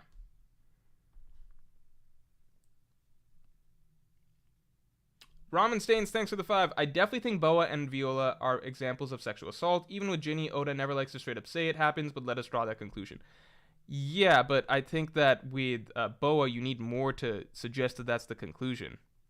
Like, you need more to actually suggest that that's what happened. Because, again, by, like, what's the reasoning that... What argument do you have that Boa... It's implied that Boa was sexually assaulted that you don't have for, like, someone like Kuma or Clap or something like that? Like, what's the implication that something extra happened to them that doesn't already happen to other slaves? You know? Because with Viola, it's like, oh, well, you can point to the term, like the hint was already planted in terms of how she spoke to Doflamingo, which was apparently in Japanese or whatever. That's a term that you would use with somebody that you'd be intimate with or whatever, right? So with Viola, there's a hint that's already dropped in that, oh, Doflamingo's relationship with her is different than with other characters. And then Oda goes and confirms it, right? With Ginny, she has a fucking child, and she was married to the Celestial Dragon, so there's no implication. It's just what happened, right? With Boa, I asked people for arguments. They said, well, she was really traumatized. I'm like, but every slave, we've seen other slaves that are all traumatized by what happened. And then people are like, yeah, but she hates men. And it's like, yeah, because it specifically said that the first men that she met were Celestial Dragons who were really, really nasty to her. It's never implied. Like, you need something that implies that something happened to her that doesn't happen to the other, like unless you're saying that basically every slave is raped, right? Then you need to have something that suggests that with Boa something different happened specifically than what happened with, let's say, Kuma or Ivankov or Kid Ginny or something like that, right? John678, thanks for the 5. Morj, please don't tell me you really thought good guy Aokiji really murked his old pal. Also notice how nothing Wano is on this list. No, there's stuff from Wano in this list. We've got the Smile Fruits. We've got... I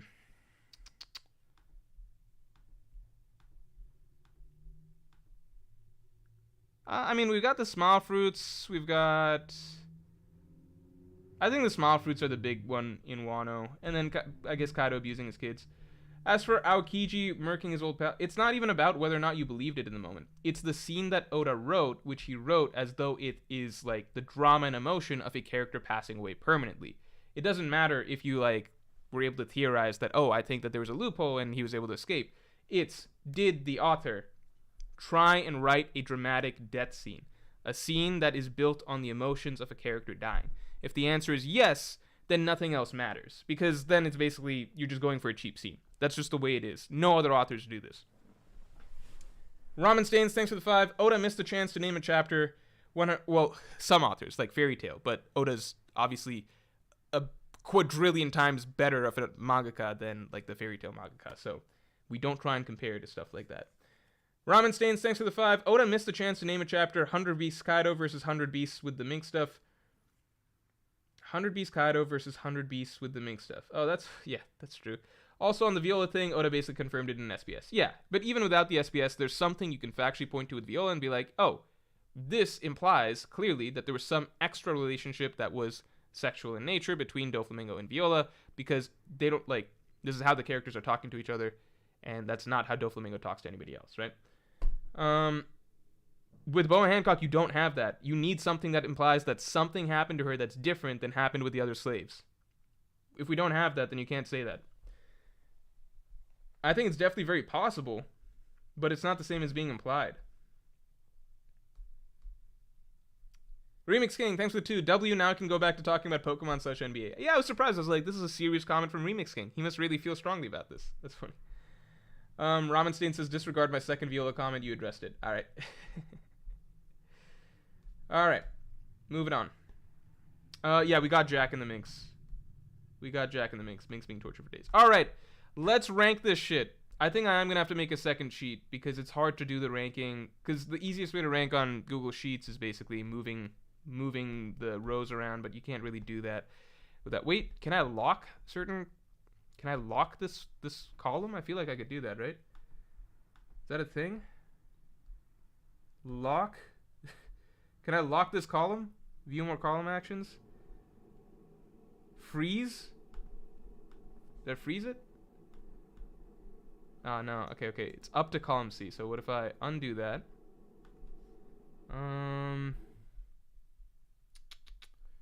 Unfreeze columns. Okay, so what if I do this?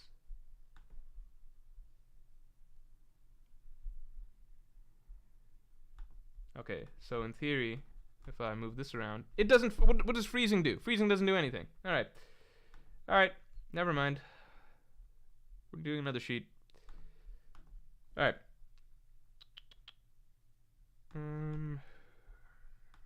Okay. Individual events. Group events.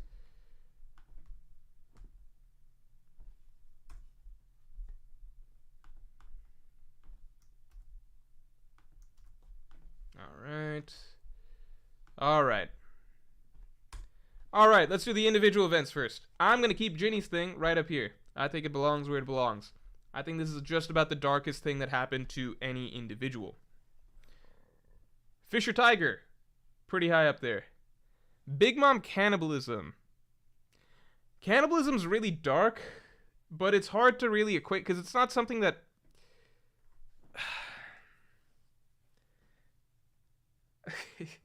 It's like, how do you weigh cannibalism versus child abuse? Because child abuse is like a real thing that people...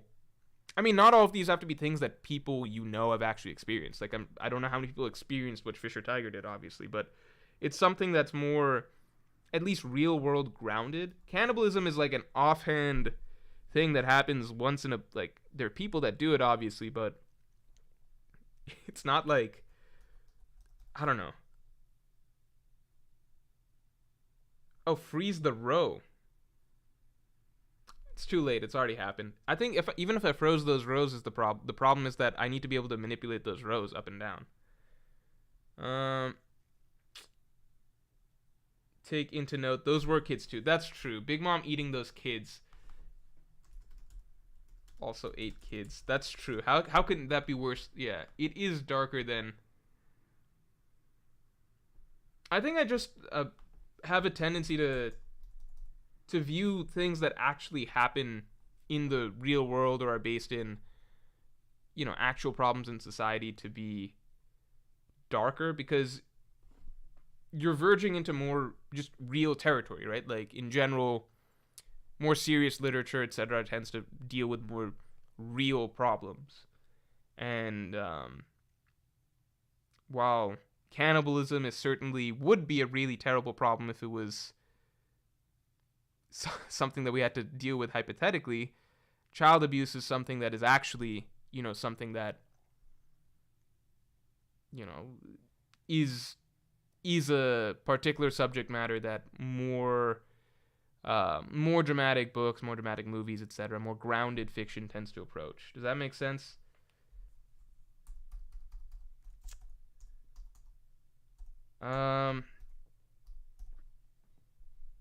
But the cannibalism, when it first happened, it was really dark. It did stand out quite a bit.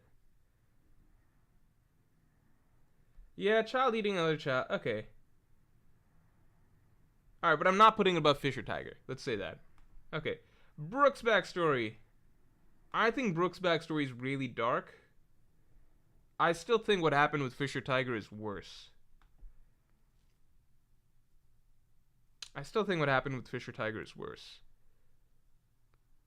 Brooke's backstory is really dark. But it comes down to basically being isolated for 50 years, which is terrible, right? I still think Fisher Tiger's story is just more twisted and cruel in terms of what happened.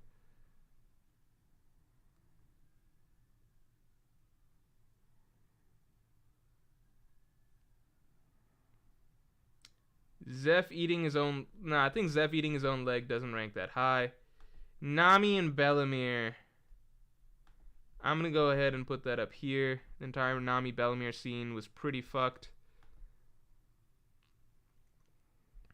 Chopper poisoning his own father, not that bad in the grand scheme of things. It's sad, but I don't think it's the worst thing in the world. Yeah, I'm keeping Brooke's backstory up here. If I'm being honest, I find Nami's backstory more tragic to me than Brooke's backstory.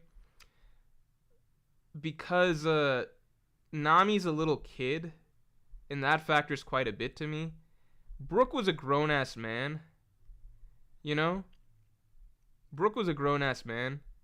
I kind of put it like this, which is just like, if I imagine myself... How old was Brooke? Brooke was 30? How old was Brooke when his crew died?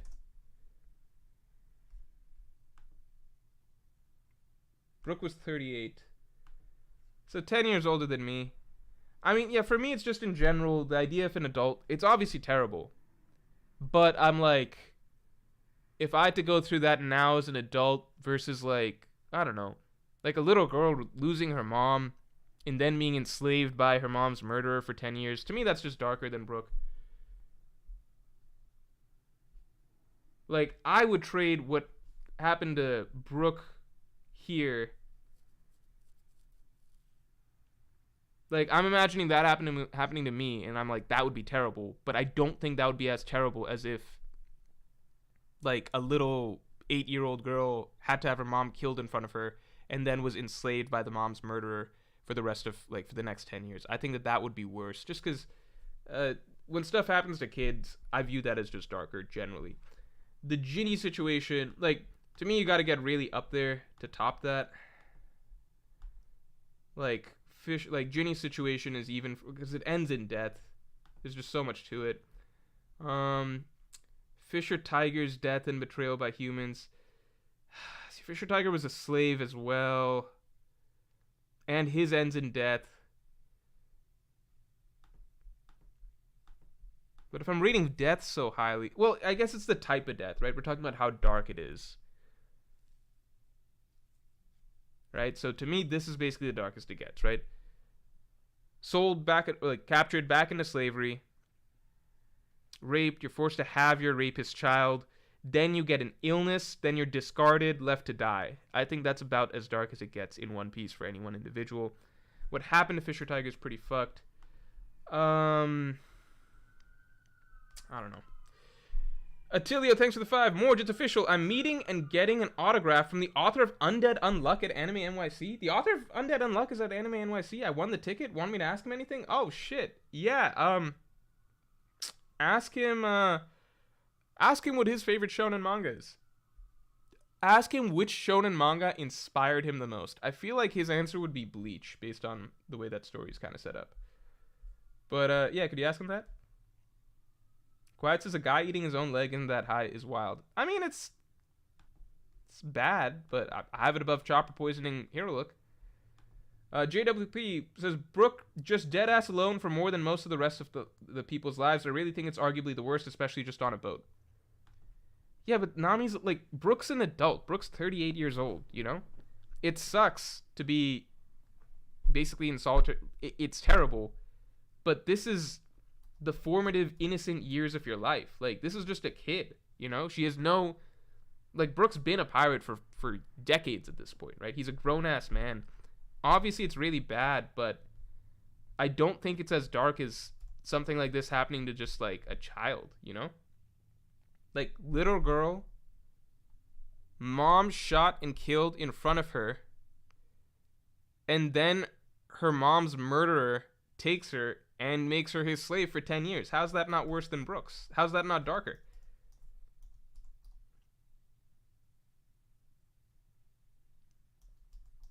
We're gonna come back to the top stuff. We're gonna come back. Let's see if we can get the easy stuff out of the way. Sanji Iron Mask stuff, that's dark. That's dark. Put it up here. Absalom Nami scene, that's hard to rate. Because I feel like Oda didn't even portray it as dark as it actually was. You know what I mean? Like, Usopp runs into the bathroom and then makes a joke, getting to see Nami naked and stuff like that.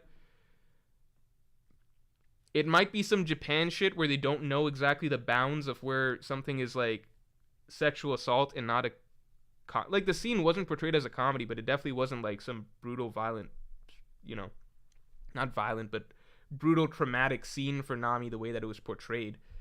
So it's harder to rate that because it's kind of like when the author portrays something as comedic, it's harder to view it as what it is. Like Garp committed child abuse against Luffy, but I don't think any of us really think about that because it's not portrayed in a child abuse light. It's portrayed as like, lol, that's just some funny shit that Garp did, So I think the way the author portrays it plays a part here. It's hard to say. I'll keep it here. Nolan being executed for being a liar I thought was really dark. I think that like things that seem really fucked up and unjust to me go kind of high. I think Nolan being executed for being a liar ranks pretty high for me.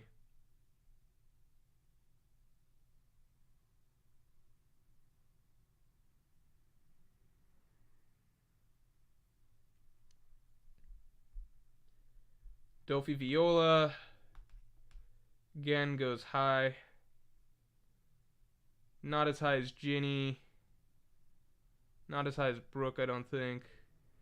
Not as high as Nolan. I'll put it here. Because Ginny, it's the full. She gets the full. It's a very. There's a lot of shit that happens here. Hogback and Sindri is weird. I don't even know how to place this. How do we place Hogback and Sindri? It's just weird. Because technically Hogback doesn't do anything to Sindri herself, because Sindri's dead. But the shadow that he does, it's dark what he does. I don't even know how to place it. I'm just going to throw it up here or something. I don't know. Baby 5's flashback is dark. This is tricky. I don't know how to put this stuff. This is too hard. I can't do this. Because like all of this stuff has an argument against other stuff. There's certain things I'm just like, okay, this is not as dark as that. But then other things are just, this should be in group. I think group will be easier to rank, right? This is really difficult. Okay, let's try doing this system, okay? If something is darker than something else, we just move it up, right?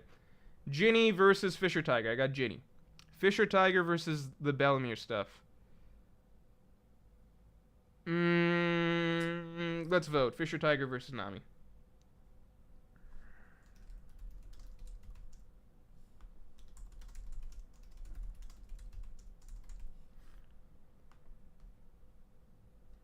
Reread the chapter was definitely dark. You know what? I might just be remembering the fact that like Usopp comes in and then makes a joke right afterwards, like thanks for letting me see you naked or something like that. I might just be basing it off the fact that there's a joke right after, and I'm like, that seems in poor taste, and that's kind of what I remember. But maybe the chapter itself was darker than I recall. Oh, this is tight. It's a good thing we did a poll. This is straight, clean down the middle. All right, we're gonna give it 10 seconds, so figure it out. What do you think is darker? Not sadder, just darker. Like you're like, oh, this was some really dark subject matter for a kid's comic to cover.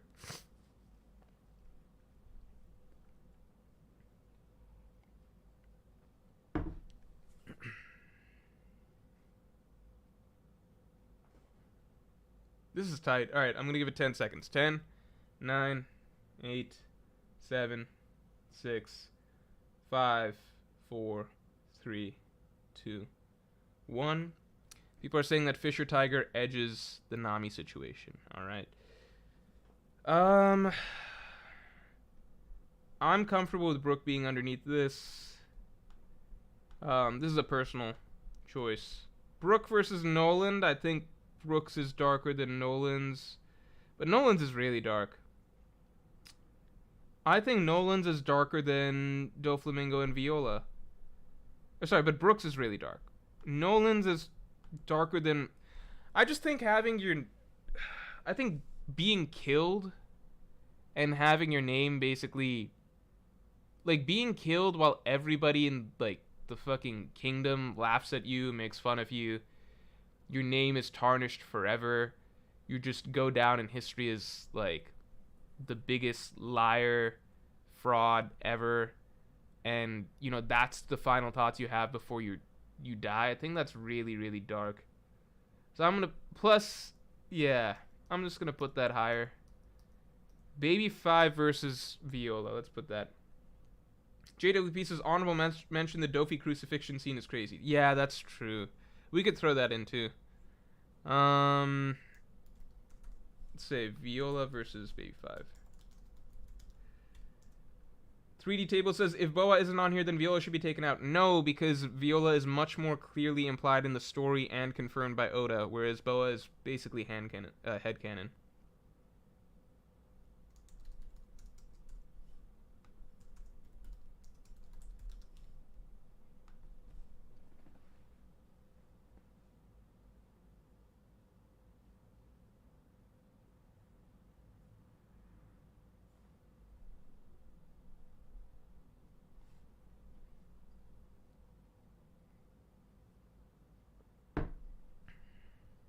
JWP says he became the mascot for liars. Yeah, it depends how much you value legacy a bit in this as well. Like, being... Damn, these are tight. Being joked about even after you die for hundreds of years. I think that's really fucked.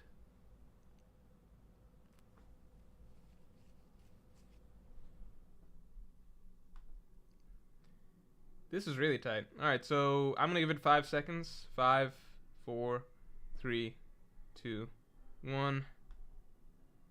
Alright, so Viola edges it. Sanji Iron Mask stuff is not as bad as Baby 5's. Big Mom's cannibalism is tricky. Because I just don't even know how do you rate this? Like, is cannibalism... eating kids? It is really dark. Okay, let's say Sanji versus Big Mom.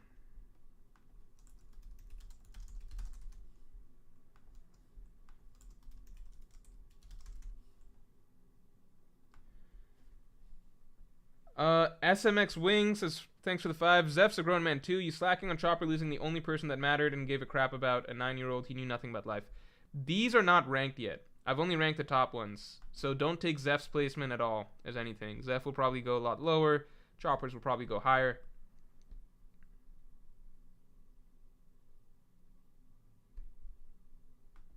Okay, so Big Mom seems to take the cake there. Okay.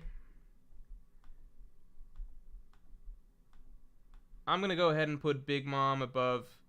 Because Baby 5 and Sanji were relatively close, if I recall... No, I don't remember. I think I just put Baby 5 above Sanji. What about Big Mom Viola? How dark do people think Big Mom is? Let me try Big Mom versus Nolan. Let me try Big Mom versus Nolan.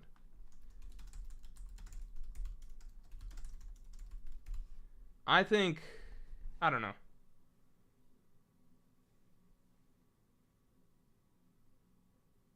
Stefan says Sanji's definitely sadder, though Big Mom is darker. Yeah. I keep forgetting Big Mom's is dark. It is really dark. It is probably... It is up there.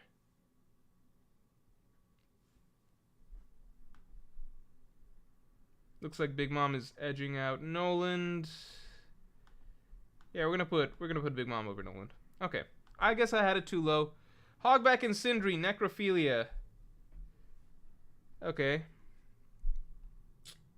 I can't be doing this for everybody, though. Gotta make some calls myself. Alright. Chopper poisoning his own father. I think that is pretty dark. I'll put it up here. Absalom Nami scene. I don't know. I don't think it's as bad as Baby 5. I don't know about Sanji Mask stuff. Hogback Sindri, I don't even know how we rank it, though. It's just so bizarre. Like, where should I put Hogback Sindri?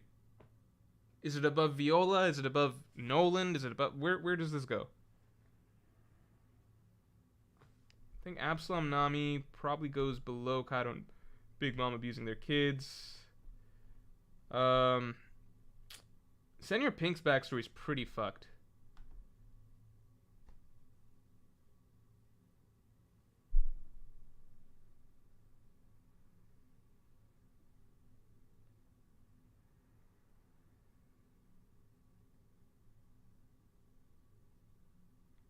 I don't know. Gahana Burr is totally off topic, saying Zoro said that if Luffy gets in the way of becoming the world's best, he would cut Luffy down. That guy's a cold-blooded menace. In one film, he called Nami a bitch for no reason. What the fuck? How is this relevant? Also, the films are not canon. But now I have this image in my head of Zoro calling Nami a bitch. I'm like, wouldn't she just murder him? I think I missed something here.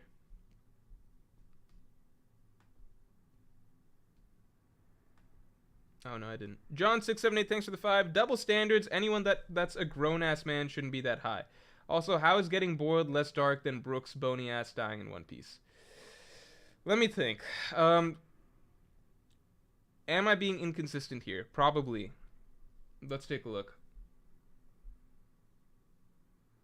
Brooks' bony ass dying in peace. So you want me to lower Brooks? I don't think getting boiling alive is just a way to die. You know? I think also a big part of it... Okay, let me put it this way. Odin's is really low. Let's start with that, and then we'll get to the other part of what you said. If, let's say, for example, the boiling alive scene was something done like in Berserk, right? Where we get to see somebody actually suffering and like flesh peeling off their skin and then begging for their life or something like that as a villain torturer keeps them boiling alive, that would be terrible, right? But the One Piece scene, because Odin is a superhuman character, being boiled alive is not really this isn't a realistic depiction of being boiled alive, right? In theory, being boiled alive would be terrible if that's something that, like, let's say, like a real life prisoner or something was made to die by being boiled alive. That'd be terrible. The Odin boiling scene is not like that. The Odin boiling scene, it literally doesn't do anything to him. Odin ends up just getting shot to kill him, right? The water's not actually doing, like, it sucks. It's clearly scalding hot, but that's kind of like, these are superhuman characters. He's not actually getting fucking boiled alive. I mean, boiled to death. He's not actually getting boiled to death over the process of that. He needs to get shot to die at the end of it. It still sucks. It's very, very painful for him, but it's kind of like, yeah, it's probably painful for Luffy to fight, like, Magellan or something. Like, you know what I mean? Like, it's painful, but it's not a realistic depiction of getting boiled alive, you know? Whereas something like, yeah, if you're Viola or Ginny, then, sexual assault, rape, etc., rape is rape, same thing, right? With what happened to Odin, it's just not, it's not, like, you can fucking look at the dude, he's okay. It's not that dark what's happening right there. It's epic, what he's tanking, but I wouldn't be like, oh my god, this scene is so dark, this dude in this hot tub. You know what I mean? I think ultimately, in theory, if it were to happen to us, it is, as somebody says, an inhuman way to die. But for Odin, it was just like a really tough ordeal that he had to tank. It's very different. So in fact, I'm going to lower Odin's boiling alive. As for the other comments I had of like a grown-ass man, etc., why do I have Fisher Tiger then above Nami? I would possibly bump Nami above Fisher Tiger, but people voted against this. Brook, I'm kind of putting a hard stop to. Like Brook's backstory, because like ultimately Brook's story, it does end. I don't know. He does meet the Strats, etc. Nami obviously meets the Strats as well, but I think that like just the trauma of this happening to a kid, I weighed a little differently than trauma happening to adults, basically. And Brooke clearly adjusted over time. He did lose his mind a little bit, but he clearly adjusted over time to some degree.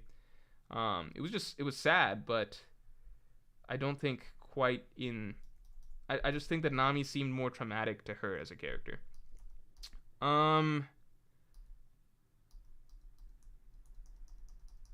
Where else are we at? Yeah. So I'm gonna move Odin boiling alive actually to the bottom, just because it's not really. It's just not what that is.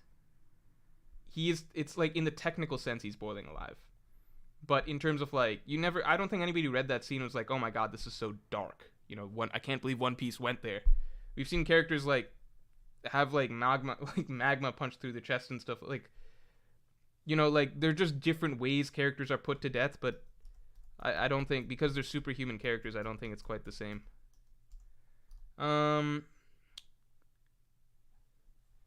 Senor Pink's backstory. This one is fucking sad. Okay, how are we placing Hogback and Sindri? Let's get that out of the way first. Where does that go?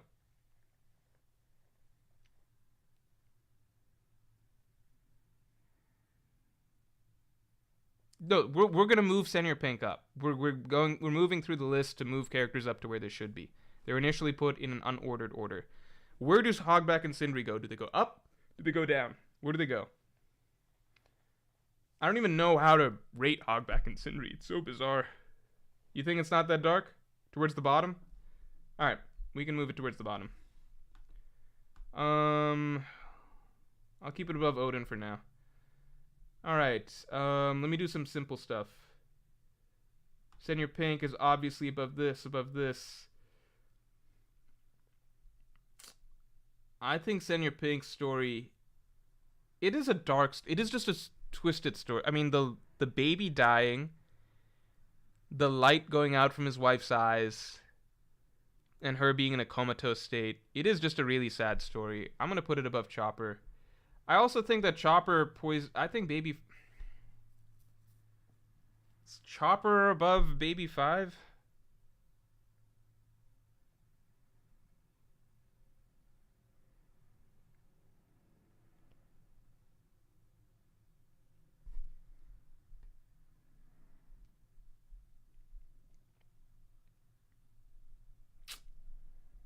Okay.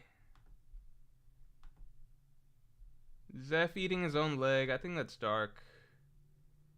I don't really know how to compare to this. Where do we put Dofi killing his own dad? That's really dark too. Kid killing his own father. That goes up there, right? Pretty high up there. Wouldn't that go pretty high up there? Am I crazy? Did I put it way too high? Senor Pink I should put higher? I think in terms of how sad the backstory is, it's really sad, but in it, does something happen that's more fucked up than, like, Big Mom eating a bunch of kids? Chopper wasn't that dark? Yeah, I would agree. I would agree it wasn't that dark.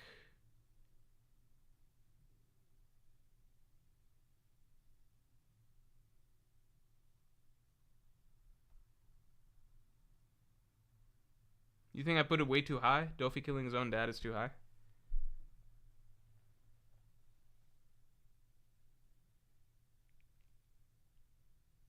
Derek Miles says, prove you remember the Baby 5 flashback, Morj. I honestly don't, because it was so short, but I remember the gist of it was basically she came from a really, really poor country, right? Or poor village or something like that, and she was basically useless or treated as useless or something like that. So she would just she picked up the habit of just like, whatever you need, I'll do it, because she was just viewed as such a useless girl. Is that right? I think that's pretty dark, unless I got some aspects of it right. But it was like a 10-panel flashback, 6-panel flashback or something. He was gonna die anyway, that's true. Yeah, Chopper was, yeah. Hiruluk was gonna die anyway. We can move Chopper down. Chopper maybe, I don't know if his should even be on there, because he was gonna die anyway. Human sacrifice is dark. Let's throw it up here. I don't even know. It's just, how do you even compare some of this shit? She was abandoned? I don't remember her being abandoned. Her mom abandoned, yeah, because she was useless. Okay, that sounds right. So her backstory is pretty dark. I'm gonna put it above Senior Pink's, to be honest, then. Actually, hers is dark then, right? Isn't Baby Five's black? This is the thing, because, okay, let's pull it up. What chapters? It's probably 700. Let's get a good review. Probably 780, 776, 774, maybe. No. 73, maybe. Is it before or after Sai's battle? Sai. Okay. Should be around here. Right? Let's take a look. Let's put this to bed. So. It's like the fastest flashback in the world, but it's like a sad one. Okay, I'll die for you. That's dark.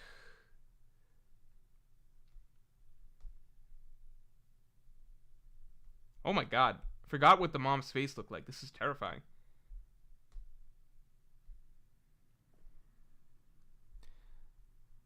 Right, so we're gonna bump this up a bunch of spots. Hold on. If we're being technically correct, this should probably be like right around here, right?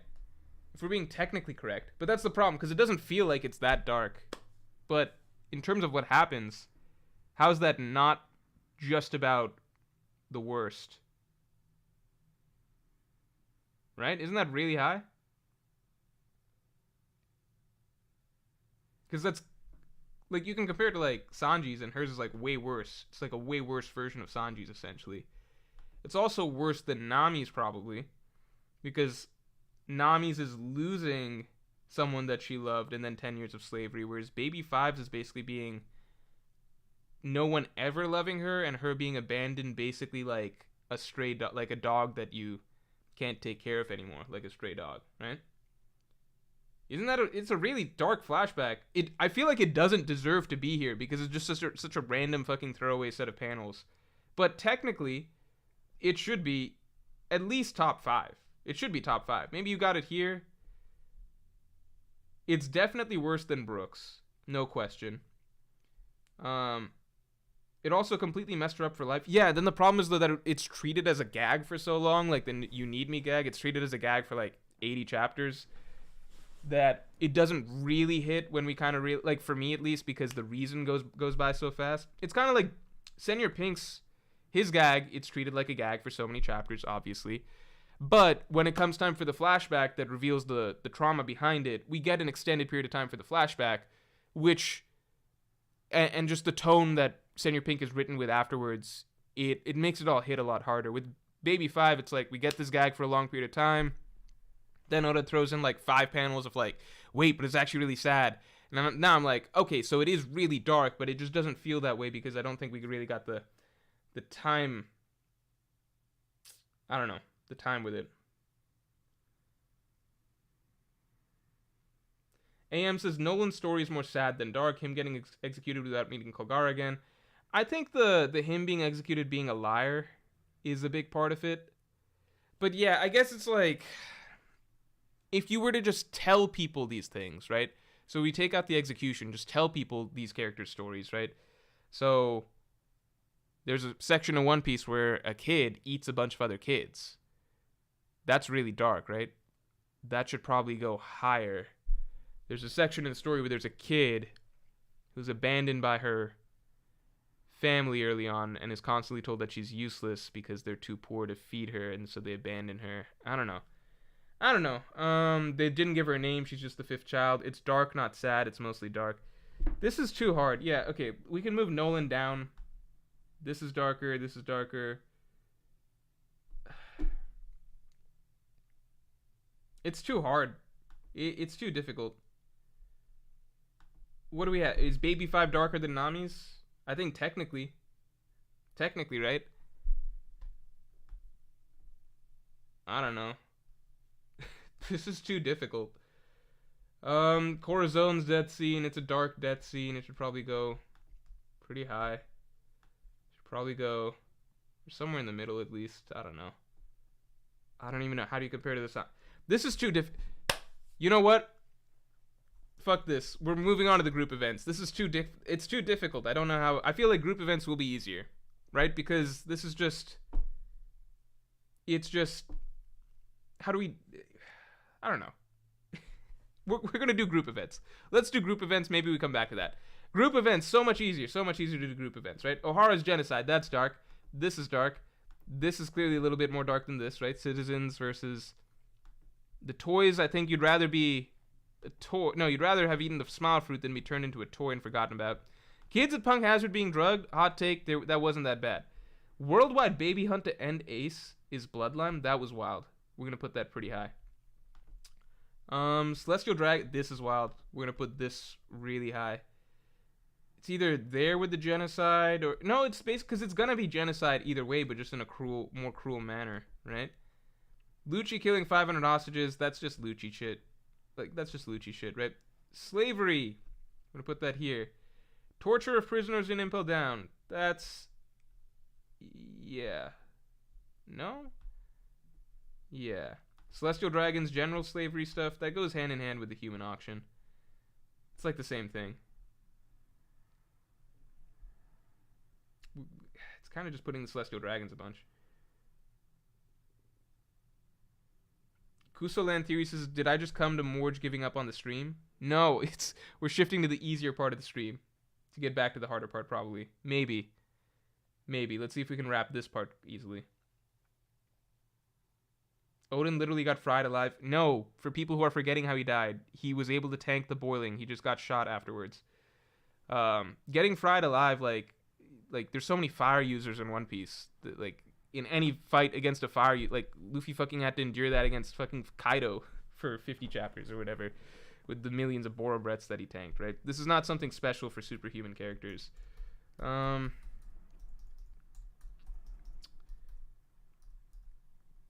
Races wiped out like Buccaneers. We don't really see it, but we know it happens. I'm just going to get rid of this because it's just one of those... We know it happened. It's like the Birkins thing. We know it happens, but we don't really see it. War. What a general concept. I guess that's dark. It is, obviously, but... Is it like... Dark? Like, is it out of the norm of what you expect in storytelling dark? Fishman discrimination. That's probably high.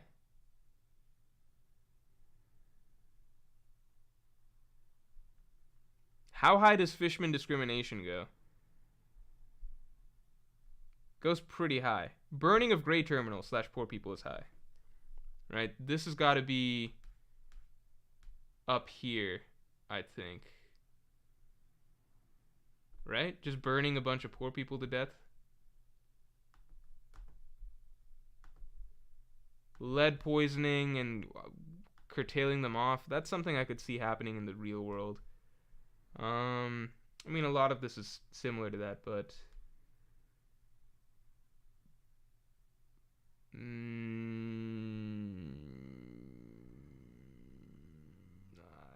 don't know. Here? Maybe should be higher? Oh, the minks being tortured for days. That was pretty dark. I mean, I guess these all are, but... Okay. Fishman discrimination should obviously go higher. I don't know where it goes really, though. Here? I don't know. Here? Because, like, the Fishman discrimination plays into the human auction stuff. A lot of this stuff blends together. SMX Wings, thanks for the 5. It's either dark by definition or dark by effect. What does that mean? Eating kids is dark, but Chopper Nami is sad, turning dark because of what they suffered from emotion / physically. Ah, no, that's a great. I like that explanation. That's a great explanation. That helps clarify some of what we're going back and forth in here, right? Like, Ginny's is both, right? The Dofi Viola thing, it's dark by definition, but I don't read Viola as a heavily traumatized character. Obviously, she's experienced some stuff, but it's not quite there. Baby 5, it's like, what happened is really dark, but because we see her with this gag for so long and kind of take it as a gag, maybe we don't feel how dark it is, the effect. But I think you're right on there in terms of, maybe that's why I also underrate Brooks a little bit compared to some other people, because I think what happened is really dark, but I view the effect, like how much it fucked up Nami, worse than whatever happened to Brooke. So, if we're gonna go by just dark by definition, right? If we want to do that, we could just do that. Justin Holland, thanks for the 5. Do you ever get thrown off by how a series like this starts out lighthearted and candy-coated, but as time goes on, we discover how dark things are? I mean, I think that's one of the best parts about One Piece for me is that I think for me it curved out really nicely because I started it as a kid. When I was 8 years old was when I first started catching episodes that were coming on Cartoon Network. And then at some point in middle school I got back into it, so I was in 6th grade around the time I was watching / reading Enies Lobby at that point.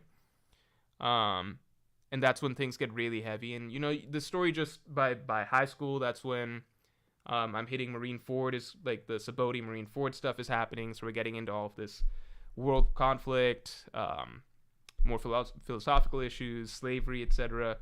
And then by the time I'm in high school, college and beyond, etc., One Piece is kind of an open book in terms of the heaviness of the subject matter that it approaches, so you're aware of it and you're looking forward to reading it for delving into more of that type of stuff. So I know that's not quite answering your question, but for me, I think it's just funny the pace at which I was able to catch One Piece, because the early parts I caught, which were the 4Kids dub, it was very much just a kid's show. And then later on is when I slowly began to see, like, as I grew up, One Piece also kind of grew up with me, which I think really helps my attachment to the story, because it just, I don't know, like, I think if I'd read all of it right now as an adult, I wouldn't have the same feelings about it as I did because I grew up with it.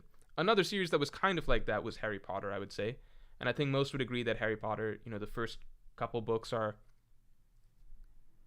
more like kids' books, and then by the time you get to some of the later books, it's delving into more serious ideas. And I think I really, really like when books are able to do that and do that effectively. Books, stories, etc. I definitely really like and respect when they're able to do that. This is too hard. I genuinely don't know how you rate a lot of this stuff, because a lot of this stuff, it's just like, how do you, it's apples and oranges. I know that's a dumb thing to say about stuff like this, but it really is. It's like, O'Hara's genocide is probably the most in-depth, brutal event that we've ever seen. The Celestial Dragons hunting tournament is darker in theory, even though we only saw a bit of it. We've seen a lot of glimpses of Celestial Dragon slavery. The human auction was really dark when we got to it. Human auction I want to put almost higher, even though, just because we got such a vivid look at it. It's just too hard. It's really hard. Lead poisoning I should probably have higher. I don't really know where to put it. Fisherman discrimination is too broad of a concept. I don't know. Eat the Earths is make a tier list lol. So initially that was kind of the plan, but the problem with this type of a subject is that there's no existing tier list for it. The closest you have is saddest backstories, but a lot of things aren't backstories, right? Like, you wouldn't have an image for the minks being tortured, or, you know, the human auction or something like that. It's a complicated tier list to have to make from scratch, because there's no pre-existing ones. Lulusia, we fucking forgot about Lulusia. But I don't view Lulusia as quite as tragic as O'Hara, just because O'Hara was a dragged out incident and Lulusia was kind of like that. Also, Lulusia had a lot more survivors. Lulusia should obviously be a lot higher. It's too hard. I think it's just generally too hard, but it should be somewhere really high, right? Obviously. Who knows where exactly, but somewhere high. I could have made tiers on the spreadsheet, that's true. It would get ugly quickly. A lot of things spread around. But this one's hard. Okay, before I end stream, let's do a quick kind of vote. Let's just see what people think is the saddest. So I'll do individual first. Not saddest, darkest, by your definition. I think SMX Wing had the best breakdown of why it's so difficult to, like, are you either going by the technical definition, like if you were to just tell somebody that, hey, this happened in the story, right? This character, his crew died, and then he was isolated and alone on a ship to grow old by himself for 50 years. That versus, like, the actual effect. So taking into account, like, we saw this girl lose her mom and then endure 10 years of slavery, etc., and we got to see her experiencing like the emotions that she felt from this. I don't know. I think I err towards the dark, how dark in terms of effect, right? So in terms of what we see this do to the characters, because it's kind of like the same thing we talked about before. Like, we can hear about NL saying that he destroyed Burka or something like that, right? But that's not the same as seeing, like, I don't take that as like, oh my god, I'm reading such a mature story, because it's been referenced that NL destroyed an island, so it's been referenced that genocide happens. When I see that full thing play out in Ohara, that's when it's really, and the experiences of Robin, the innocent citizens, etc., that's when I'm like, holy shit, we're reading a really, really dark story here. You know what I mean? Same thing with like Ginny versus, let's say, Viola, right? Ginny, we see so much more of the consequences, etc. Viola, we get that it's established what happened to her, but it's not quite the same. I'm going to do one quick poll, and then I do think I have to end stream. Sorry, maybe a little bit earlier than I would have liked. And I'll just throw in the top contenders that people have been referencing. Darkest individual.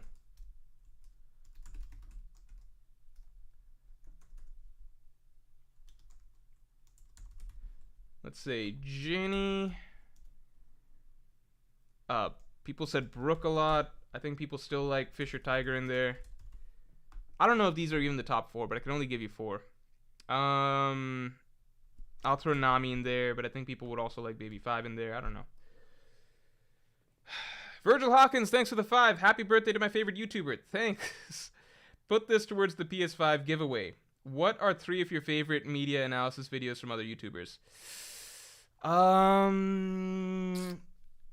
Shit, that's one that I would have to actually. I like Every Frame of Painting, but I'd have to actually like. He's my favorite. I would have to actually like sit down and take a look through his full portfolio. But I feel like I learned the most. Like I think I learned to look at movies the most differently just by watching his, and I think he kind of set the standard of what a really good video essay also looks like. Okay, so people got Ginny for individual, so I don't think we need to do other votes there. People really didn't like Nami. Damn. People really had Brooke over that as a clear second. 3 others. Or 2 others. It's really hard. None of them would be anime or manga related, just because I realized I don't watch a lot of those outside of the. I think it would be something that's movie related or generally writing related, and I'm trying to think.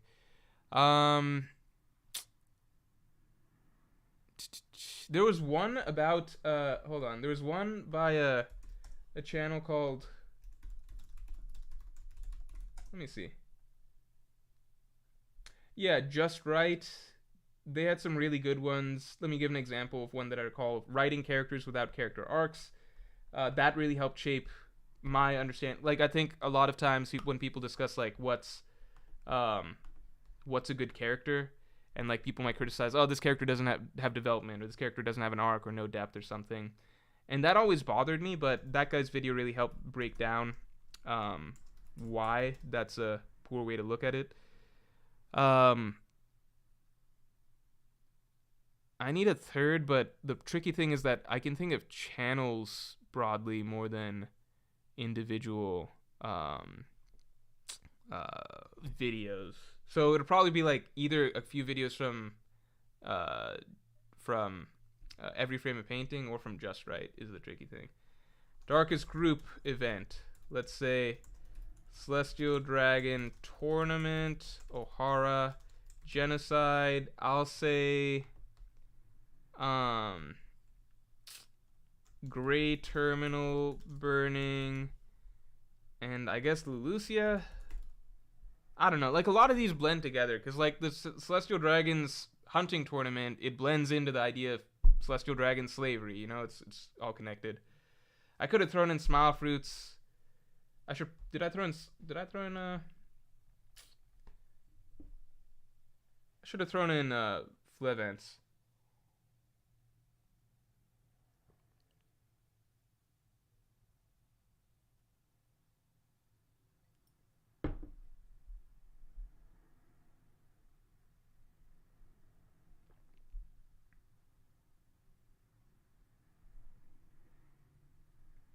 Let me throw in Flevance as the tiebreak. We'll do Celestial Dragon versus Flevance.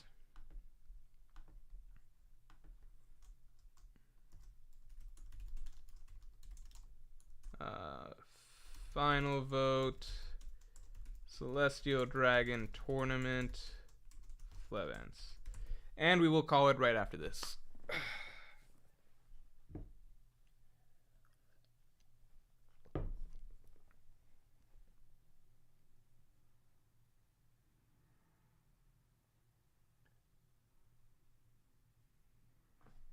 So this is interesting. The two things that won, the darkest individual event was Ginny, and then the darkest group event was the Celestial Dragon Tournament.